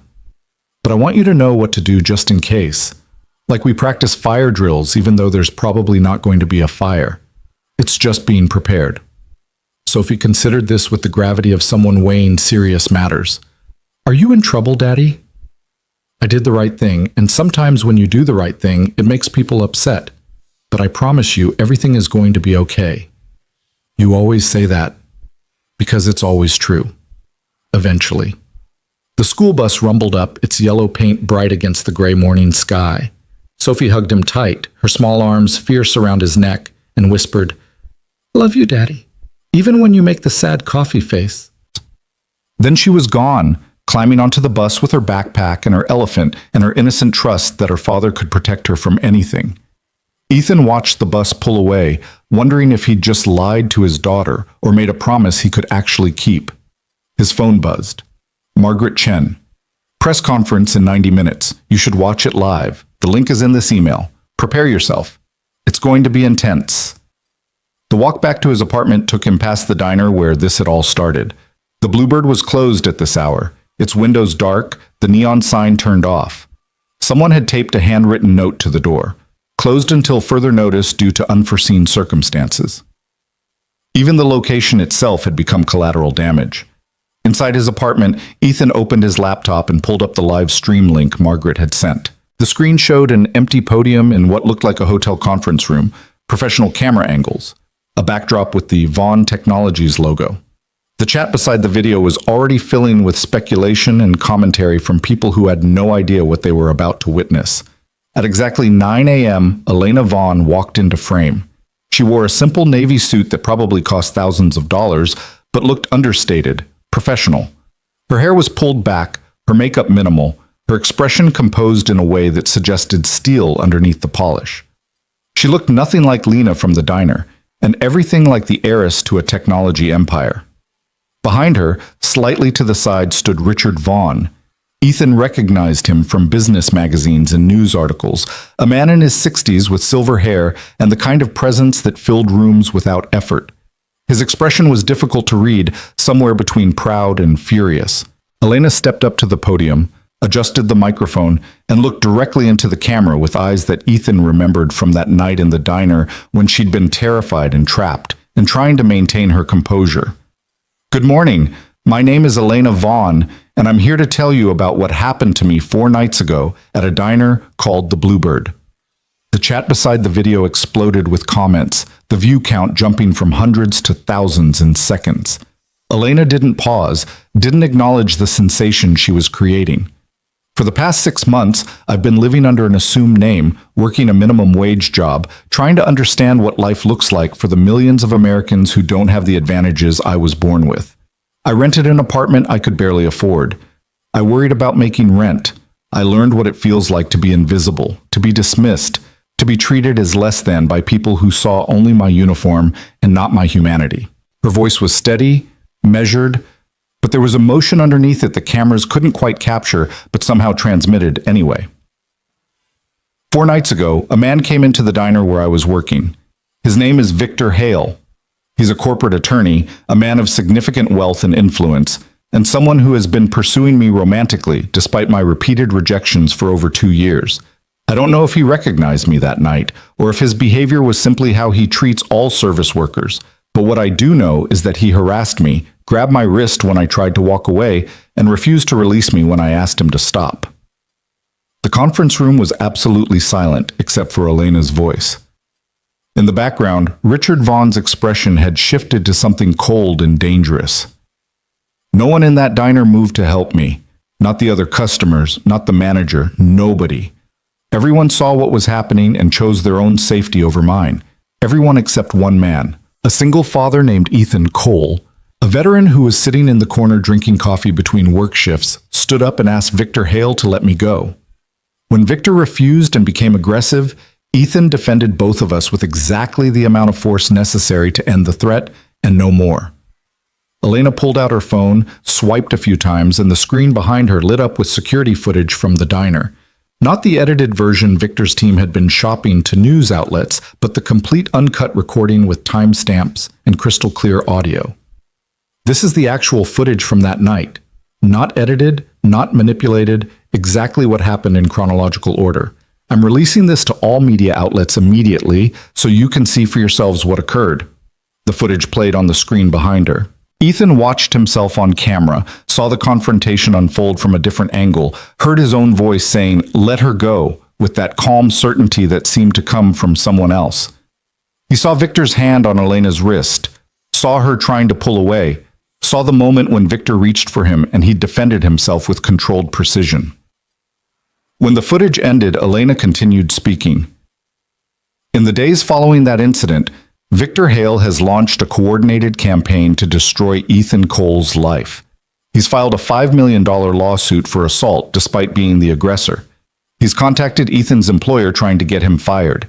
He's sent investigators to Ethan's daughter's school asking questions designed to paint him as an unfit parent. He's spread lies through media outlets about Ethan being violent and dangerous. And this morning, Ethan received a threatening email suggesting that people he loves will be targeted if he doesn't back down. The room erupted in murmurs. Reporters started shouting questions. Elena held up one hand for silence. I'm showing you this footage and telling you this story not because I want sympathy or attention. I'm doing it because Victor Hale represents a pattern of behavior that has been allowed to continue for far too long. Powerful men who believe their wealth and connections make them immune to consequences. Men who harass women and then use the legal system as a weapon against anyone who dares to intervene. Men who think they can intimidate and threaten and destroy ordinary people who don't have the resources to fight back. She paused, and when she spoke again, her voice carried an edge that could cut glass. But here's what Victor Hale didn't know when he chose to target Ethan Cole. He didn't know that the waitress he harassed was Richard Vaughn's daughter. He didn't know that I have resources that match or exceed his own. And he didn't know that I have been documenting his pattern of harassment and intimidation for the past 2 years, waiting for the right moment to expose it. Behind her, Richard Vaughn stepped forward slightly, his expression making it clear that whatever reservations he might have had about his daughter's unconventional social experiment, threatening her had erased them entirely. Elena continued, "Over the past 72 hours, my attorneys have gathered testimony from 11 other women who Victor Hale has harassed, threatened, or assaulted in various contexts over the past decade. Women who were too afraid to come forward because of his power and connections. Women who signed non-disclosure agreements in exchange for settlements that bought their silence but not their safety. Women who are now willing to speak publicly because they've learned they're not alone." The screen behind her changed to show a grid of photographs, faces blurred for privacy, but clearly real people. 11 women of different ages, different backgrounds, different contexts. A pattern impossible to dismiss as coincidence or misunderstanding. Additionally, we have evidence that Victor Hale has been using confidential information obtained through his legal work to facilitate the hostile takeover attempt of Vaughn Technologies. He's been feeding sensitive company information to the consortium he represents, violating attorney-client privilege and potentially multiple securities laws. That evidence has been turned over to the appropriate regulatory authorities as of this morning. Ethan sat frozen in front of his laptop, watching Elena systematically dismantle Victor Hale's entire existence in real time. This wasn't just defending him, this was total war, executed with the precision of someone who'd been planning it for a long time and was just waiting for the right catalyst. "So let me be absolutely clear about what happens next," Elena said, her voice dropping to something quieter but somehow more intense. "Victor Hale can continue his lawsuit against Ethan Cole if he wishes. But if he does, every piece of evidence I've just described will be entered into the public record. Every woman he's harassed will testify. Every threatening email will be published. Every unethical action will be exposed. His reputation, his career, his freedom, all of it will be destroyed far more thoroughly than he could ever destroy one working-class veteran." She leaned closer to the microphone, speaking directly to the camera, directly to Victor Hale, wherever he was watching. "Or he can drop all charges, issue a public apology, resign from his position with the consortium, and accept whatever consequences the Bar Association and regulatory authorities decide are appropriate for his actions. Those are his two options. There is no third path. There is no settlement. There is no buying silence this time. Only accountability or exposure. He has 24 hours to decide." The conference room erupted in chaos. Reporters shouted over each other. Cameras flashed. The live stream chat scrolled so fast it was unreadable. Elena stood at the podium, calm and still as the storm broke around her. Then Richard Vaughn stepped up to the microphone, and the room quieted immediately. His voice when he spoke carried decades of commanding boardrooms and billion-dollar negotiations. "I want to add one thing to my daughter's statement. When someone threatens my family, when someone harasses my child and then tries to destroy the person who defended her, they make an enemy of everything I've built. Vaughn Technologies will be severing all business relationships with Victor Hale and the consortium he represents, effective immediately. Furthermore, I'm personally funding a legal defense fund for anyone who needs resources to fight back against abuse of the legal system by wealthy individuals. No one should have to face bankruptcy because they did the right thing." He looked directly into the camera, his expression absolutely merciless. "Mr. Hale, you picked the wrong waitress, and you definitely picked the wrong witness to intimidate. My daughter is right. You have 24 hours. Choose wisely." The press conference ended with Elena and Richard walking off the stage together, ignoring the shouted questions that followed them like birds screaming at a departing storm. Ethan sat in his apartment staring at the screen long after it cut to a news anchor struggling to process what they'd just witnessed. His phone started ringing immediately. Margaret Chen. "Did you watch it?" "Every second." "Then you know the situation has fundamentally changed. Victor Hale is currently in an emergency meeting with his attorneys trying to figure out damage control. The district attorney's office has already called to say they're declining to file criminal charges based on the full evidence. And we're receiving calls from 3 different news outlets asking if you'll do interviews. What should I do?" "Nothing. Absolutely nothing.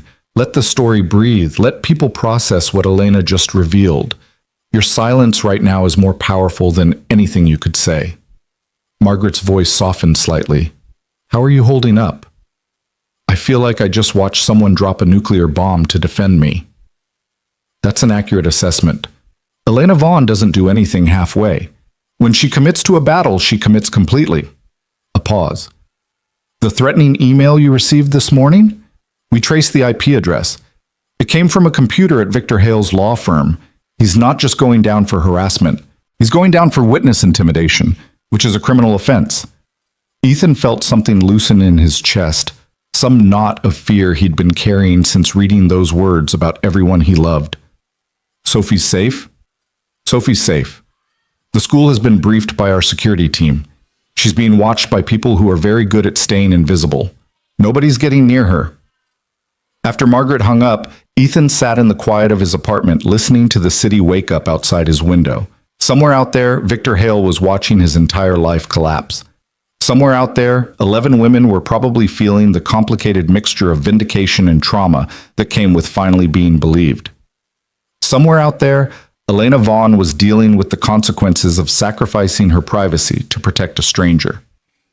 His phone buzzed with a text from an unknown number, though by now he recognized Elena's pattern of burner phones and disposable contact methods. I'm sorry I couldn't warn you about how public this was going to get, but I couldn't risk Victor learning about it in advance. Are you okay? Ethan typed back, Why did you do all this? You could have just paid him off quietly, made the problem go away without destroying him. The response came after a long pause. Because problems don't go away. They just get transferred to the next victim who doesn't have a billionaire's daughter willing to fight back. Because I'm tired of watching powerful men face no consequences. And because you stood up for me when you thought I was nobody, the least I could do was stand up for you the same way. Another message followed immediately. Also, my father is absolutely furious with me for the secret waitress experiment, but he's more furious with Victor for harassing me. So this is going to be an interesting family dinner conversation. Despite everything, Ethan found himself smiling slightly. He typed, Thank you for all of it, even the nuclear bomb part. Especially the nuclear bomb part.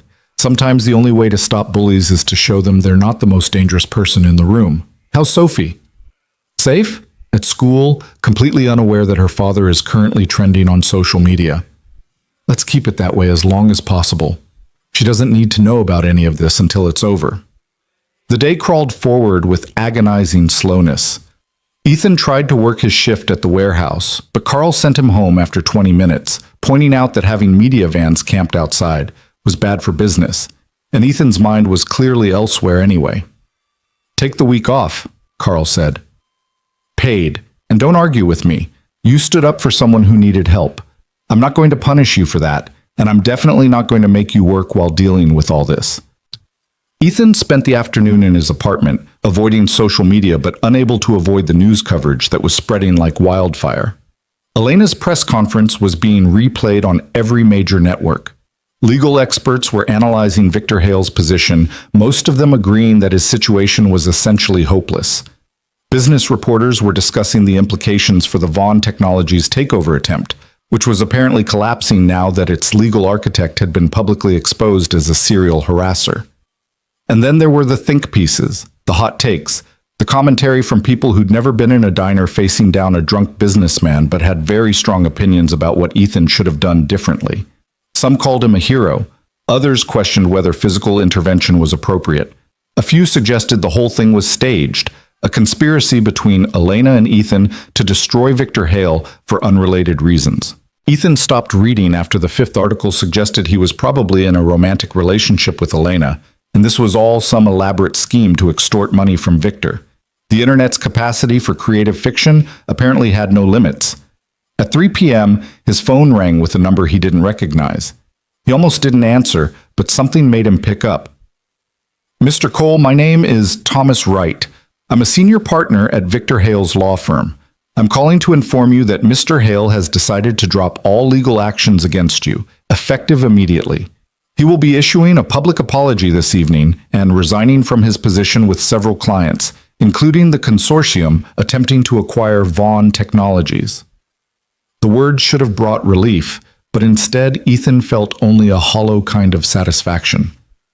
What changed his mind?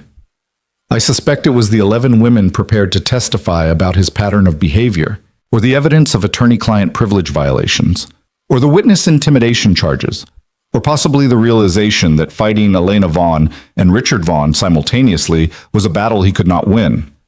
A pause.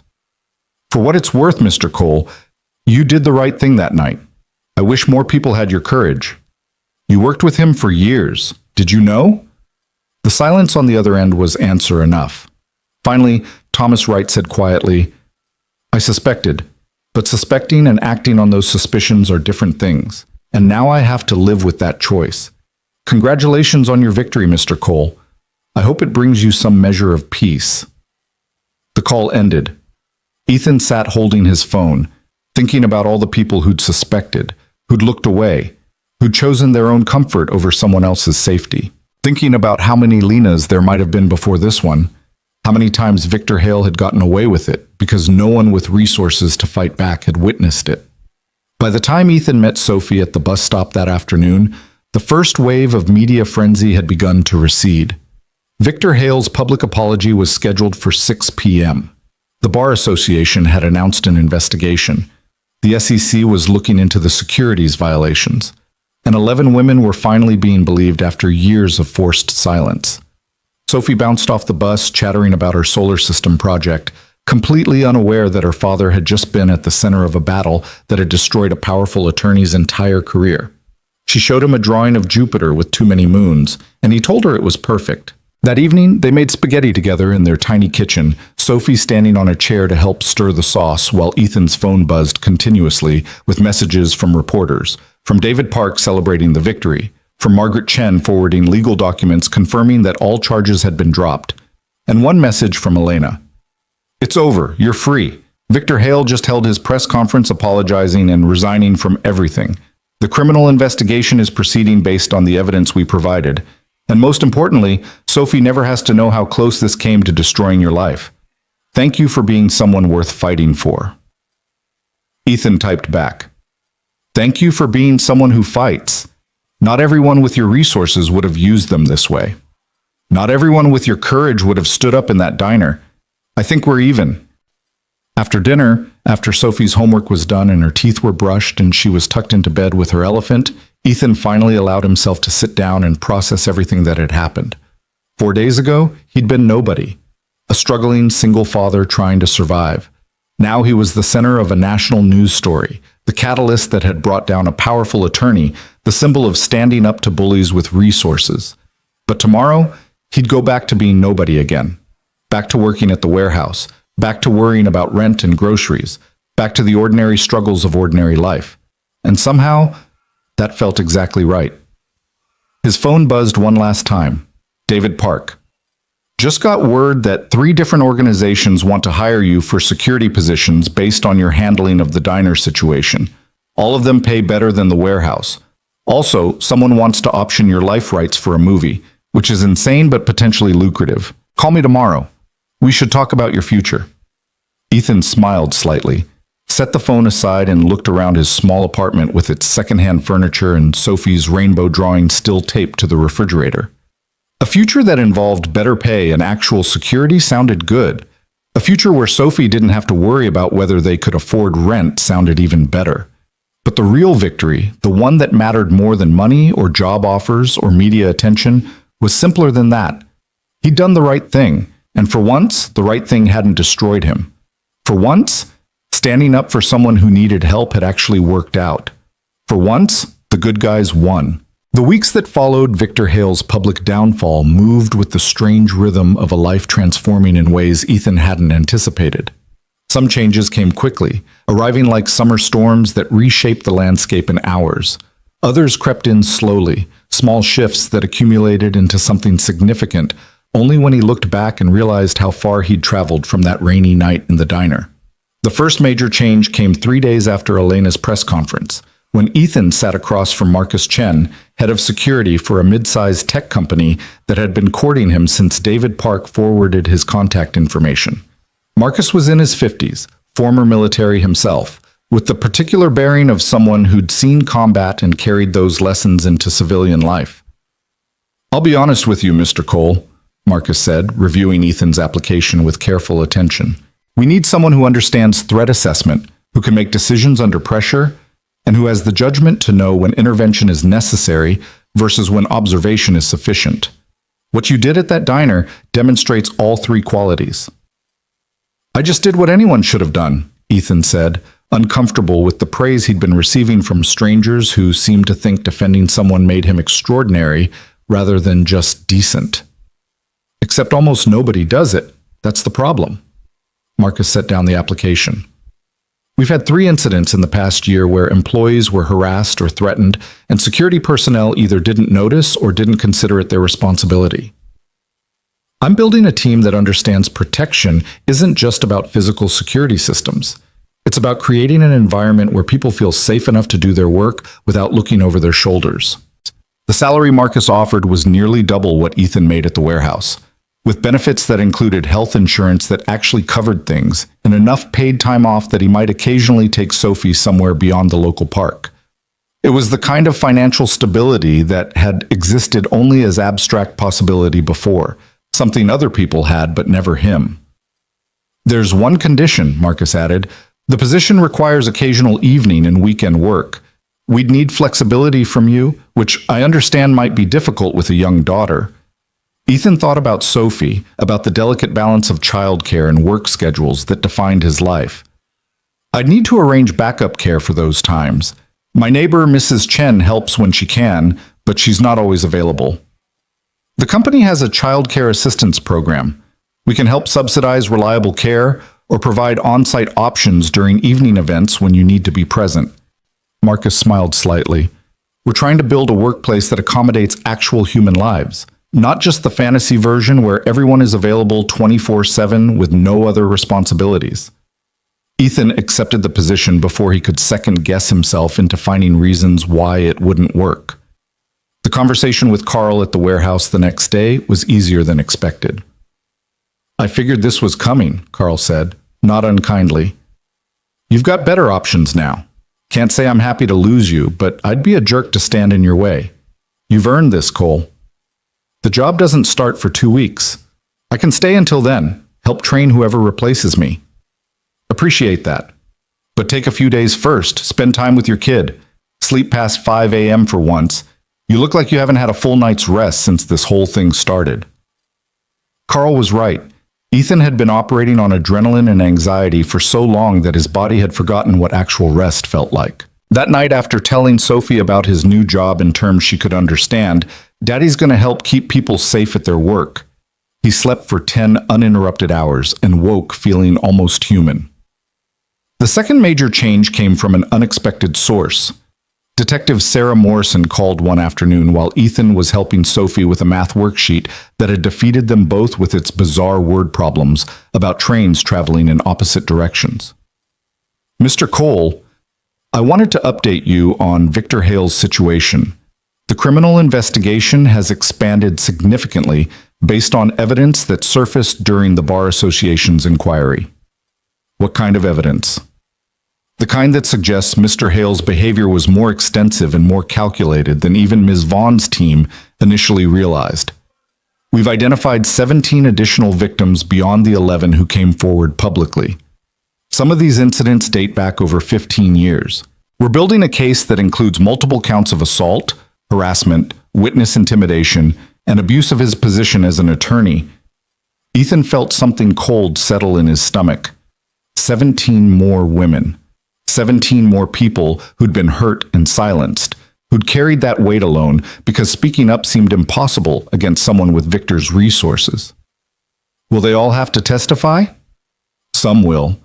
Others have provided written statements and evidence that corroborates the pattern without requiring them to relive their trauma in a courtroom. Morrison's voice softened. What you did, Mr. Cole, what Ms. Vaughn did by going public, it opened a door for these women. They saw that someone with power was willing to stand up to Victor Hale, and it gave them permission to come forward with their own stories. You started something that's going to have consequences far beyond one diner confrontation.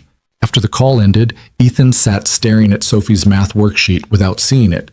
17 more. How many others might there be who still hadn't come forward, who were watching from the shadows wondering if it was safe to speak up, if they'd be believed, if the cost of truth was worth paying. "Daddy, you're making the sad coffee face again," Sophie said, her voice pulling him back to the present. "Are the trains too hard?" "The trains are definitely too hard," Ethan agreed, managing a smile. "Let's figure out why anyone needs to know when these trains will meet if they're going opposite directions anyway." Life settled into new patterns. The warehouse shifts ended and the security position began, and Ethan found himself in an environment so different from his previous work, it felt like moving to another planet. His new colleagues were professionals who talked about threat assessments and protocols, who treated security as a skilled discipline rather than just standing around looking intimidating. The company offices were clean and well lit, with break rooms that had actual coffee instead of the burnt sludge from the warehouse, with bathrooms that didn't require a tetanus shot to enter safely. But the biggest difference was the respect. People listened when he made suggestions about security improvements. His military experience was valued rather than being something to tiptoe around or exploit. When he mentioned needing to leave early one afternoon for Sophie's parent-teacher conference, his supervisor simply said to put it on the calendar and make up the hours later. No drama, no guilt trip, just accommodation of the fact that employees had lives outside work.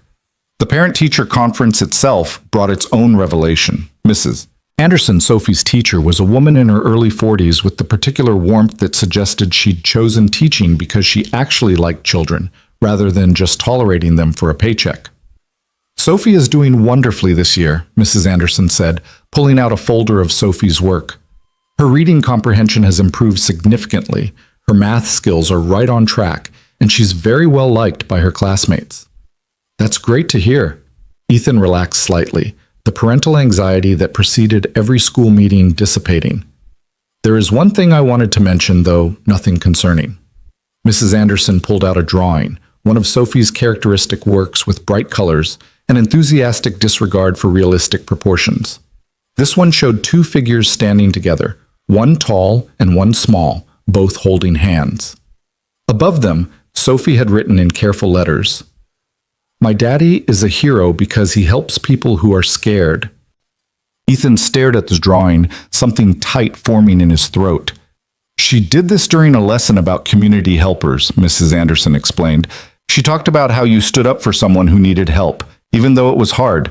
The other children were very impressed. Several of them have been drawing pictures of their own family members doing helpful things." "She knows about what happened?" Ethan had tried so hard to shield Sophie from the media coverage, from the ugliness of legal battles and public accusations. "Only what you must have told her, that you helped someone, and that good people do that." Mrs. Anderson smiled. "Mr. Cole, whatever details Sophie doesn't know, she knows the important part. She knows her father is someone who stands up for others. That's the lesson she's carrying forward, not the complicated adult things that surround it." Ethan took the drawing home and taped it to the refrigerator next to the rainbow, these small pieces of Sophie's understanding of the world forming a constellation of hope on aging metal. The third major change came from Elena herself, though it arrived through careful channels and official invitations rather than burner phones and disappearing text messages. Richard Vaughn was hosting an industry event, a gathering of technology leaders and advocates to discuss workplace safety and accountability. Ethan received a formal invitation in the mail, embossed paper and careful calligraphy that spelled out his name with the kind of attention usually reserved for people far more important than former warehouse workers. David Park called him the same day the invitation arrived, excitement making his voice faster than usual. "Are you seeing this? Richard Vaughn doesn't do small events. This is going to be every major player in the tech industry, along with labor advocates and policymakers. And you're invited as a guest of honor." "Why would I be a guest of honor? I didn't do anything except grab someone's wrist." "You did something most people won't do even when they have all the power and resources in the world. You intervened when intervention was costly. That matters to people who are trying to change systems." David paused. "Elena's going to be there. This will be the first time you've seen each other in person since the press conference. Are you ready for that?" Ethan wasn't sure he was ready for any of this.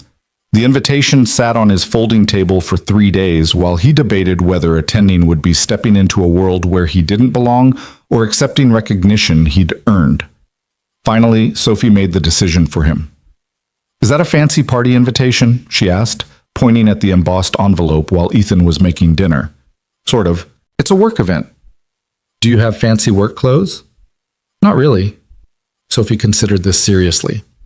Mrs. Chen says when someone invites you to something special, you should go because it means they think you're important. Are you important, Daddy? I don't know, sweetheart. Sometimes I think I'm just lucky. Lucky people who help others should go to fancy parties, Sophie declared with the absolute certainty of 7-year-old logic. So you should go. Ethan borrowed a suit from Marcus, who was close enough to his size that the alterations were minor. The night of the event, Mrs. Chen came to watch Sophie, refusing payment despite Ethan's protests. You helped that girl when no one else would, she said firmly. I help your daughter, while you go accept recognition for being a good person. This is how community works. We take care of each other. The venue was a historic hotel that Ethan had passed 1,000 times but never entered. The kind of place where the doormen wore uniforms nicer than anything in his closet, and the marble floors probably cost more per square foot than his annual rent. He felt immediately out of place among people in designer clothes discussing stock options and venture capital, but David Park found him quickly and guided him through the crowd. Don't let them intimidate you, David said quietly. Half these people made their money by being in the right place at the right time. You earned your invitation by having the courage to do the right thing when it was hard. That counts for more. The event space was enormous, decorated with understated elegance that whispered rather than shouted its expense. Round tables surrounded a stage where speakers would presumably discuss workplace safety in theoretical terms that would never quite capture what it felt like to be grabbed by someone with power while everyone watched and did nothing. Ethan found his assigned table near the front, his name on a small card next to plates that probably weren't supposed to be touched with normal human hands. The other seats at his table were empty at first, then gradually filled with people who introduced themselves with impressive titles and warm handshakes. Then Elena appeared. She wore a deep blue dress that managed to be both elegant and understated, her hair down in waves that softened her appearance. But her eyes when they met Ethan's were the same ones from the diner, intelligent and direct and carrying the weight of someone who'd learned that hiding was sometimes necessary but never comfortable. Mr. Cole, she said formally, extending her hand. It's good to see you again. Ms. Vaughn. He shook her hand, aware of the dozens of people watching this interaction, cataloging it for whatever social currency such observations held. Thank you for the invitation. Thank you for coming. I know this probably isn't your usual environment. She sat down next to him, and the formality dropped slightly. How's Sophie? Good. She drew a picture of me being a hero. It's possibly the most embarrassing and wonderful thing that's ever happened to me. Elena's smile was genuine and reached her eyes. I'd like to see that picture sometime, if that's okay. You're welcome to visit anytime, though I should warn you, our apartment is about the size of your closet. I've seen your apartment. I lived in one similar for 6 months, remember? I know exactly how big closets are when you're actually paying rent with money you earned. She paused as servers began placing salads in front of them, delicate arrangements of greens that looked too artistic to eat. How are you really doing? The job change, the attention, all of it? Better than I expected, worse than I hoped. Mostly just trying to figure out what normal looks like now that everything's changed. I understand that feeling. Elena picked up her fork but didn't eat, just studied the salad like it might contain answers. I can't go back to being anonymous now. Everyone knows who I am, what I did, why I did it. The social experiment is over, and I'm back to being Richard Vaughn's daughter, whether I want that or not. Do you regret it? No. But I miss the parts of being Lena that felt real. The simplicity of just doing a job and going home. The conversations with customers who saw me as just a waitress, not a potential business connection.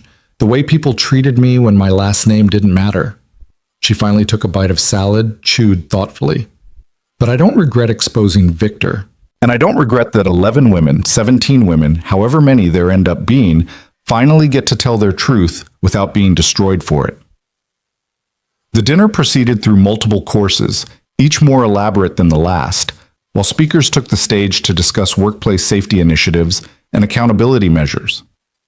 Some talks were good. thoughtful examinations of power dynamics and systemic change. Others were corporate platitudes dressed up as social consciousness, beautiful words that would lead to nothing but more meetings and reports that no one would read. Then Richard Vaughan took the stage. He commanded attention without demanding it, his presence filling the enormous room simply by existing in it.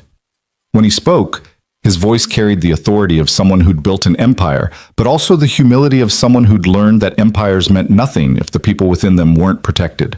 3 weeks ago, my daughter was harassed by a man I trusted professionally, someone I'd invited into business relationships and social circles. She was grabbed, threatened, and objectified by someone who thought his position and connections made him immune to consequences. And when she cried for help, everyone in that diner looked away. Everyone except one man. Richard paused, looking directly at Ethan. Ethan Cole is here tonight, not because he's wealthy or connected or powerful.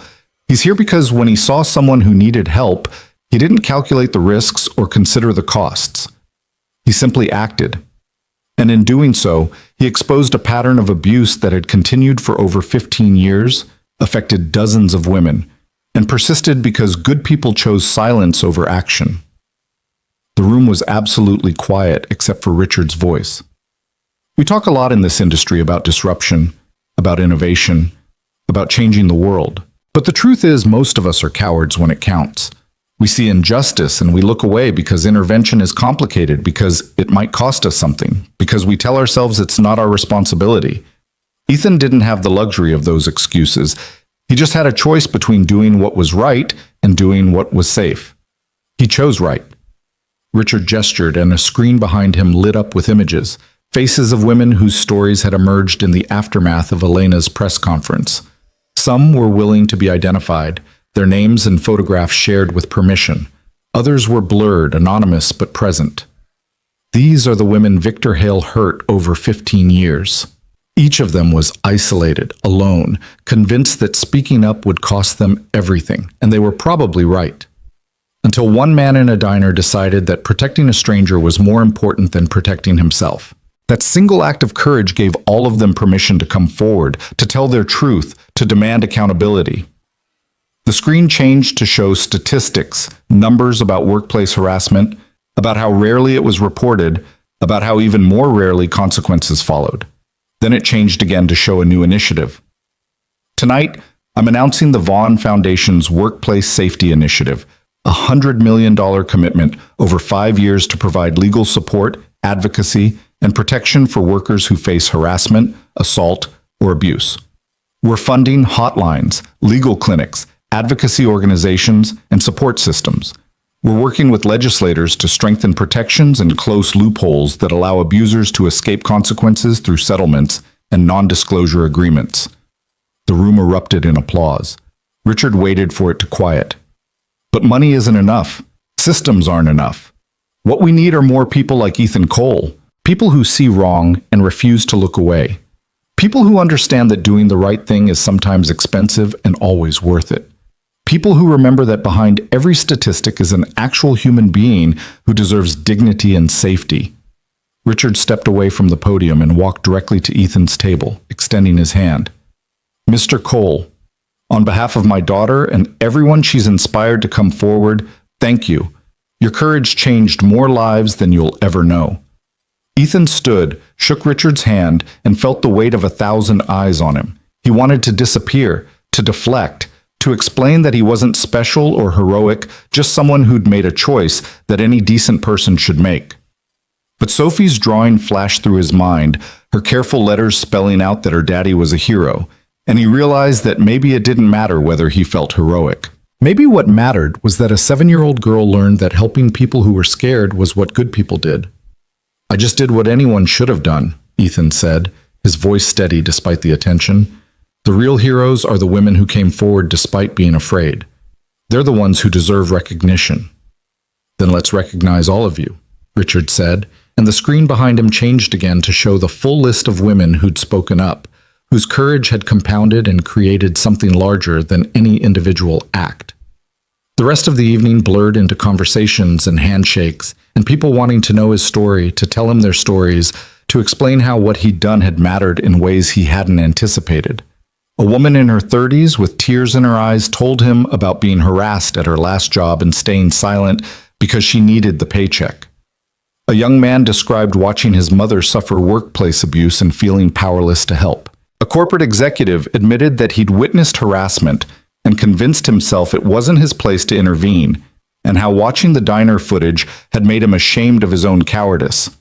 David Park stayed close, occasionally running interference when conversations got too intense or personal.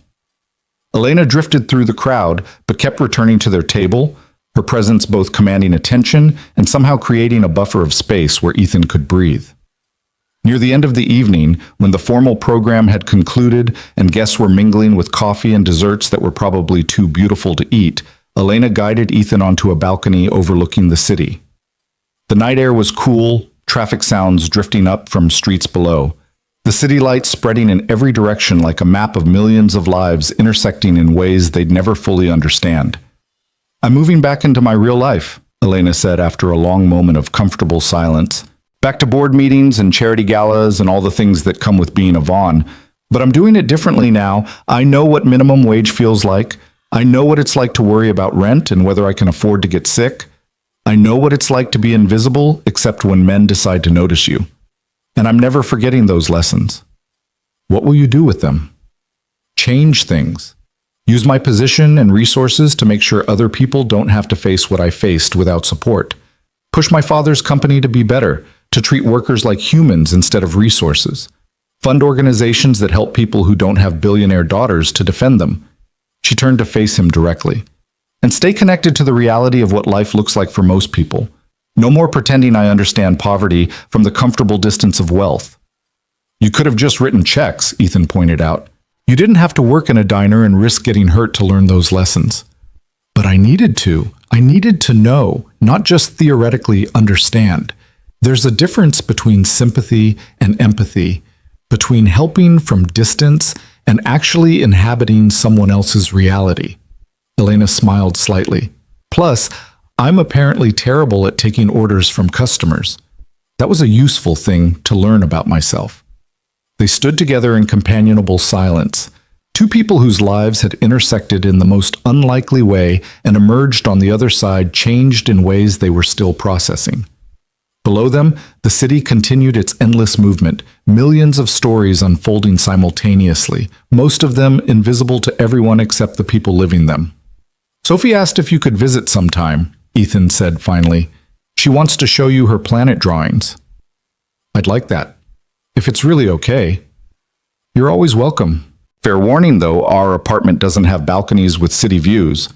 It has something better. It has a kid who draws rainbows and thinks her father is a hero. That's worth more than any view." 3 months later, on a Saturday morning that felt more like spring than winter had any right to, Ethan and Sophie met Elena at the park where they'd spent countless afternoons feeding ducks and climbing on playground equipment that had seen better decades. Elena arrived in jeans and a sweater, driving herself in a normal car rather than arriving in a chauffeured vehicle, making the effort to meet them in their world rather than summoning them to hers. Sophie took to her immediately with the uncomplicated acceptance of children who haven't yet learned to be intimidated by wealth or status. She showed Elena her collection of rocks from the playground, explained the complex rules of the game she'd invented involving monkey bars and imaginary lava, and demanded that Elena push her on the swings high enough to touch the clouds, but not so high that she'd fly away. Ethan watched from a bench, sipping coffee from the thermos he'd brought, and feeling something like contentment settle into the spaces where anxiety usually lived. His new job was going well. Sophie was thriving in school. The legal nightmares had resolved into something resembling justice. Victor Hale was facing criminal charges and had lost his law license, his reputation, and most of his fortune to legal fees and settlements. The 11 women who'd come forward publicly, plus the 17 who'd done so privately, were being supported by the Vaughn Foundation's initiative and receiving the therapy and legal assistance they needed. And here in this park, on this ordinary Saturday, a billionaire's daughter was pushing a 7-year-old on a swing while laughing at something the child had said about clouds being cotton candy factories. "Higher!" Sophie shrieked with pure joy. "Any higher and you'll visit the moon," Elena called back, but she pushed harder anyway. A figure approached the bench where Ethan sat, and he looked up to see an older man in casual clothes, his face vaguely familiar in that way that suggested Ethan had seen him before but couldn't place where. "Mind if I sit?" the man asked. "It's a public park."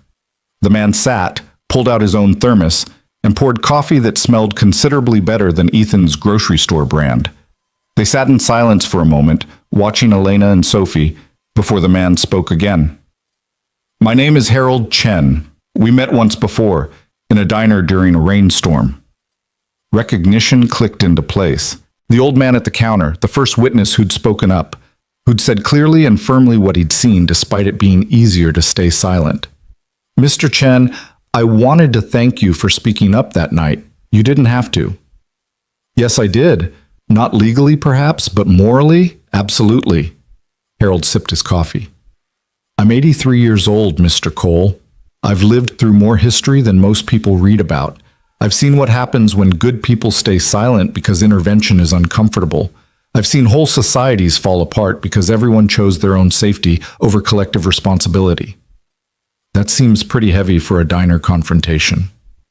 "All the big things are built from small moments. Every genocide started with people looking away from smaller injustices. Every civil rights movement started with individuals who decided they'd had enough of staying silent." Harold gestured toward Elena and Sophie. "That girl there, the one laughing on the swings, she almost got hurt because a powerful man thought he could do whatever he wanted. And the only thing standing between him and consequences was whether anyone cared enough to intervene." "You're saying I'm some kind of hero for grabbing someone's wrist?" "I'm saying you're someone who remembered that other people matter. In a world that increasingly treats empathy as weakness and kindness as naivety, that's actually quite radical." Harold stood, his joints protesting slightly. "I come to this park every Saturday. I sit on this bench, and I watch children play, and I remember why any of this matters. Maybe I'll see you here again sometime." He walked away before Ethan could respond. Just another old man in a park full of families and joggers and people living their ordinary lives. But his words lingered, reframing everything that had happened in language that felt both too grand and somehow exactly right.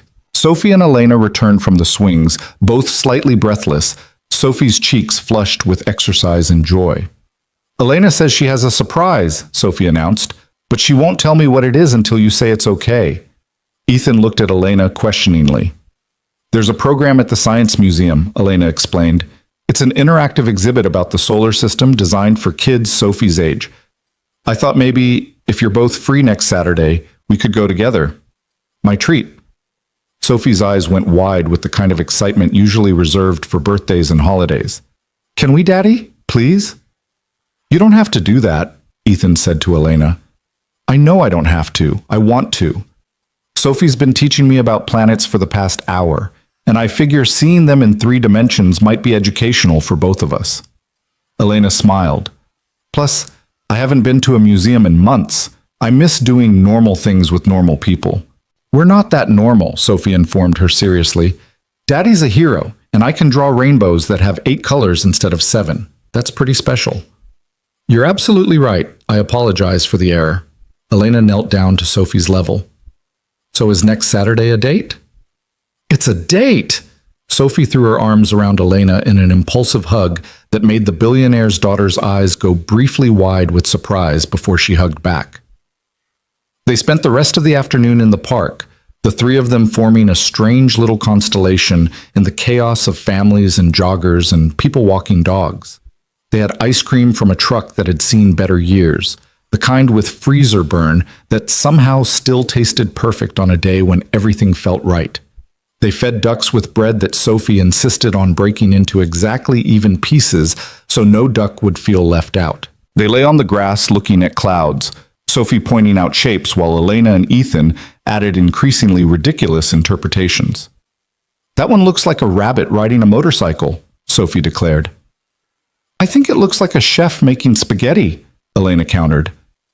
"It's clearly a lawyer being chased by justice," Ethan added, then immediately regretted the joke. But Elena laughed, real and uninhibited. Too soon? Probably always too soon. As the sun started its descent toward the horizon, painting the sky in colors that Sophie immediately declared she needed to draw as soon as they got home, They packed up their things and prepared to leave. Elena walked them back to the bus stop, seeming in no hurry to return to whatever mansion or penthouse or world of wealth awaited her. "Thank you for today," she said as the bus approached. "I needed this more than you probably realize." "Thank you for pushing me on the swings really high," Sophie said seriously. "You're good at it."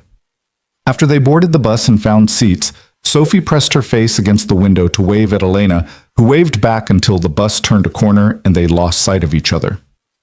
"I like her," Sophie announced. "She's not like the rich people in movies who are mean. She's nice."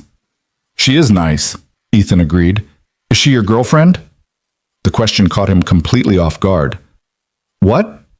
"No, she's just a friend." "Okay, because Mrs. Chen says you should have a girlfriend so you're not lonely. But I think you're probably too busy being a hero to have a girlfriend." "I'm definitely too busy for that," Ethan said, ruffling her hair. "Plus, I already have the best girl in my life." Sophie grinned at him, gap-toothed and perfect, and Ethan felt his chest tighten with the particular ache of loving someone so much it physically hurt. The months continued to pass, seasons changing in the way they do when you're too busy living to notice, until suddenly the trees are different colors, and you need a jacket where before you didn't. Ethan's position at the security company became something he was actually good at, his instincts and experience translating well into the work of keeping people safe. He received a promotion after 6 months, then another one after a year. The raises weren't dramatic, but they were consistent, and Sophie's college fund that had been theoretical became something with actual money in it. Sophie thrived in school, her drawings evolving from simple rainbows to elaborate scenes featuring planets and people and occasional dragons that she insisted were scientifically plausible, even if nobody had discovered them yet. She made friends easily, invited them over to their apartment that was still small but no longer felt quite so much like poverty.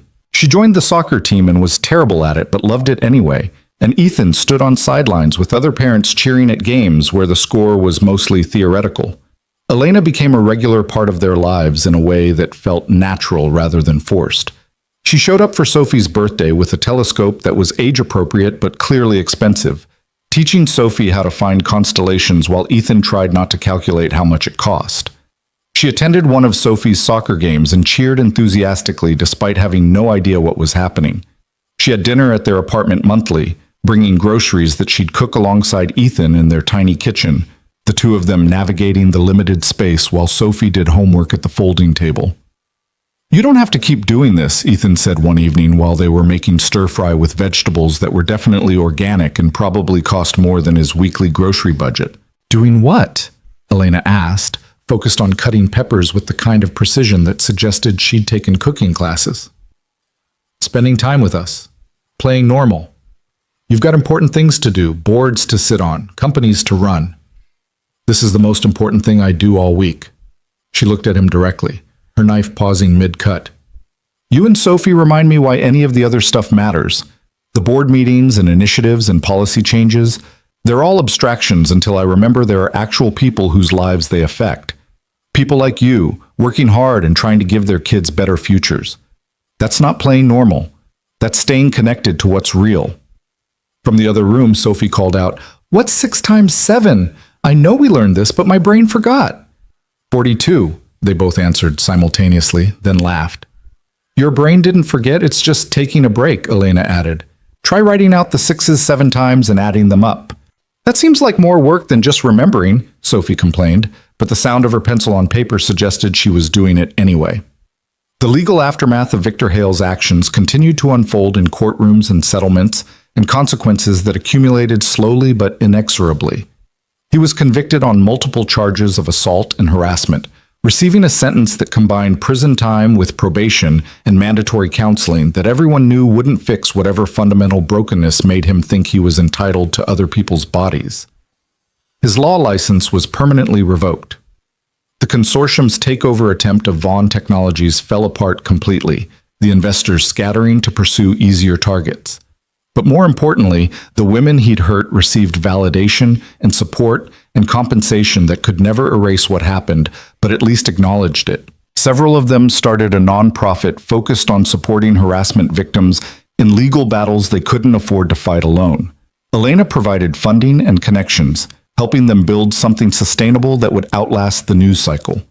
David Park wrote a long-form article about the entire situation that was picked up by major publications and sparked conversations about workplace harassment, about the responsibility of witnesses, about how justice system failures create space for abusers to operate with impunity. He won an award for the piece and used his acceptance speech to point out that every word of the article was only possible because one person in a diner had refused to look away. Ethan received occasional interview requests from journalists and documentary filmmakers, all of whom wanted to turn his story into something larger than it was. He declined all of them, uncomfortable with the attention and the inevitable distortions that came from trying to compress complicated reality into neat narrative arcs. His life wasn't a story with a clear moral. It was just a series of choices, some good and some lucky, that had happened to intersect in ways that mattered. 2 years after that rainy night in the diner, Ethan stood in the parking lot of Sophie's elementary school watching the annual talent show. Sophie had insisted on participating despite having no discernible talents beyond enthusiasm, and she'd chosen to do a presentation about space exploration that consisted mostly of her showing drawings she'd made while reciting facts she'd memorized from library books. She was terrible at it in the way kids are terrible at things they love too much to do well, stumbling over words and holding her drawings upside down and forgetting entire sections of her presentation, only to remember them after she'd moved on to the next part. The audience of parents loved her anyway, applauding with the genuine warmth that comes from watching children try their hardest at something that doesn't matter except to them. When Sophie finished and took her bow, she caught Ethan's eye in the audience and beamed with pride at having completed something difficult. And Ethan felt something in his chest break open the way ice breaks in spring, all the accumulated weight of the past 2 years transforming into something lighter. After the show, he found Elena sitting near the back, having arrived late and stayed quiet to avoid drawing attention. "You came," he said, genuinely surprised. "She invited me. How could I say no?" Elena smiled. "Besides, I wanted to see her presentation. She's been telling me about it for weeks." They walked out together into the parking lot where parents were collecting children and offering congratulations and preparing to go home to bedtimes and homework and all the ordinary things that comprised actual life. "Can I ask you something?" Ethan said as they reached Elena's car. "Of course." "Do you ever regret it? Going public, giving up your anonymity, all of it?" Elena considered the question seriously, not rushing to answer. "I regret that it was necessary. I regret that we live in a world where a billionaire's daughter working as a waitress is newsworthy, rather than just someone trying to understand different perspectives. I regret that Victor Hale hurt so many people before someone finally stopped him. But do I regret standing up and telling the truth? No, never. Even though your life is completely different now, my life was always going to be different. I was never going to be Lena the waitress forever, but at least now I'm Elena Vaughn, who actually understands what she's advocating for, who knows what minimum wage means in practical terms, who remembers what it feels like to be grabbed by someone with power while everyone watches and does nothing. She unlocked her car, but didn't get in. And I got to meet you and Sophie, which I wouldn't trade for anything, including privacy. Sophie came running up then, still wearing the cardboard astronaut helmet she'd made for her presentation, nearly knocking into Elena with her enthusiasm. "Did you see? Did you see my presentation?" "I saw every second," Elena confirmed. "You were amazing, and your drawings of Mars were incredibly detailed. Daddy helped with the red color mixing. We used 3 different reds to get it right." Sophie grabbed both their hands. "Can we get ice cream to celebrate? The good kind, not the freezer burn kind from the truck?" "Sophie, we can't just invite ourselves," Ethan began. "I would love to get ice cream," Elena interrupted. "My treat. To celebrate your successful space presentation and your excellent color mixing skills."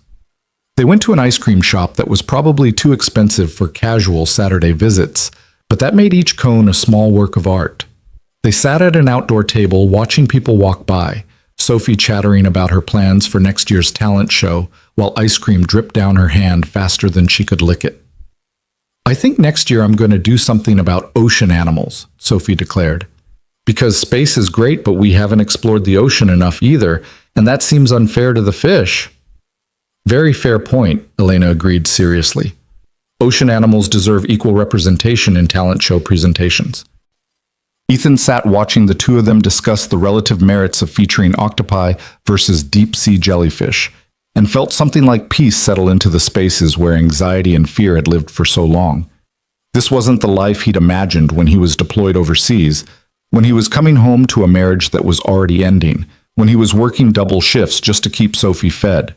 But somehow it was better. Not because everything was easy now, or because money solved all problems, or because doing the right thing had been rewarded with happy endings, but because he'd made a choice in a diner to be the kind of person his daughter deserved to have raising her, and that choice had cascaded into something larger than he could have predicted. He'd helped someone who needed help, and in the process, he'd learned that doing the right thing didn't always destroy you. Sometimes it connected you to other people who were trying to do the same thing. Sometimes it built communities of people who refused to look away. Sometimes it changed laws and systems and the way people thought about their responsibilities to strangers. And sometimes it just meant sitting at an ice cream shop on a Saturday afternoon with a 7-year-old who was covered in chocolate and a billionaire's daughter who was laughing at something about jellyfish tentacles, both of them people he would have never known if he'd chosen safety over action. The sun was setting, painting the sky in colors that Sophie would definitely try to recreate later. The city continued its endless movement around them, millions of lives intersecting in ways they'd never fully understand. Somewhere out there, Victor Hale was serving his sentence and hopefully learning that consequences existed even for powerful people. Somewhere out there, the women he'd hurt were rebuilding their lives with support they'd never had before. And here, in this moment, Ethan Cole was exactly where he needed to be. Not famous, not wealthy, not anything special except a father and a friend, and someone who'd refused to look away when everyone else did. That was enough. It was more than enough. It was everything.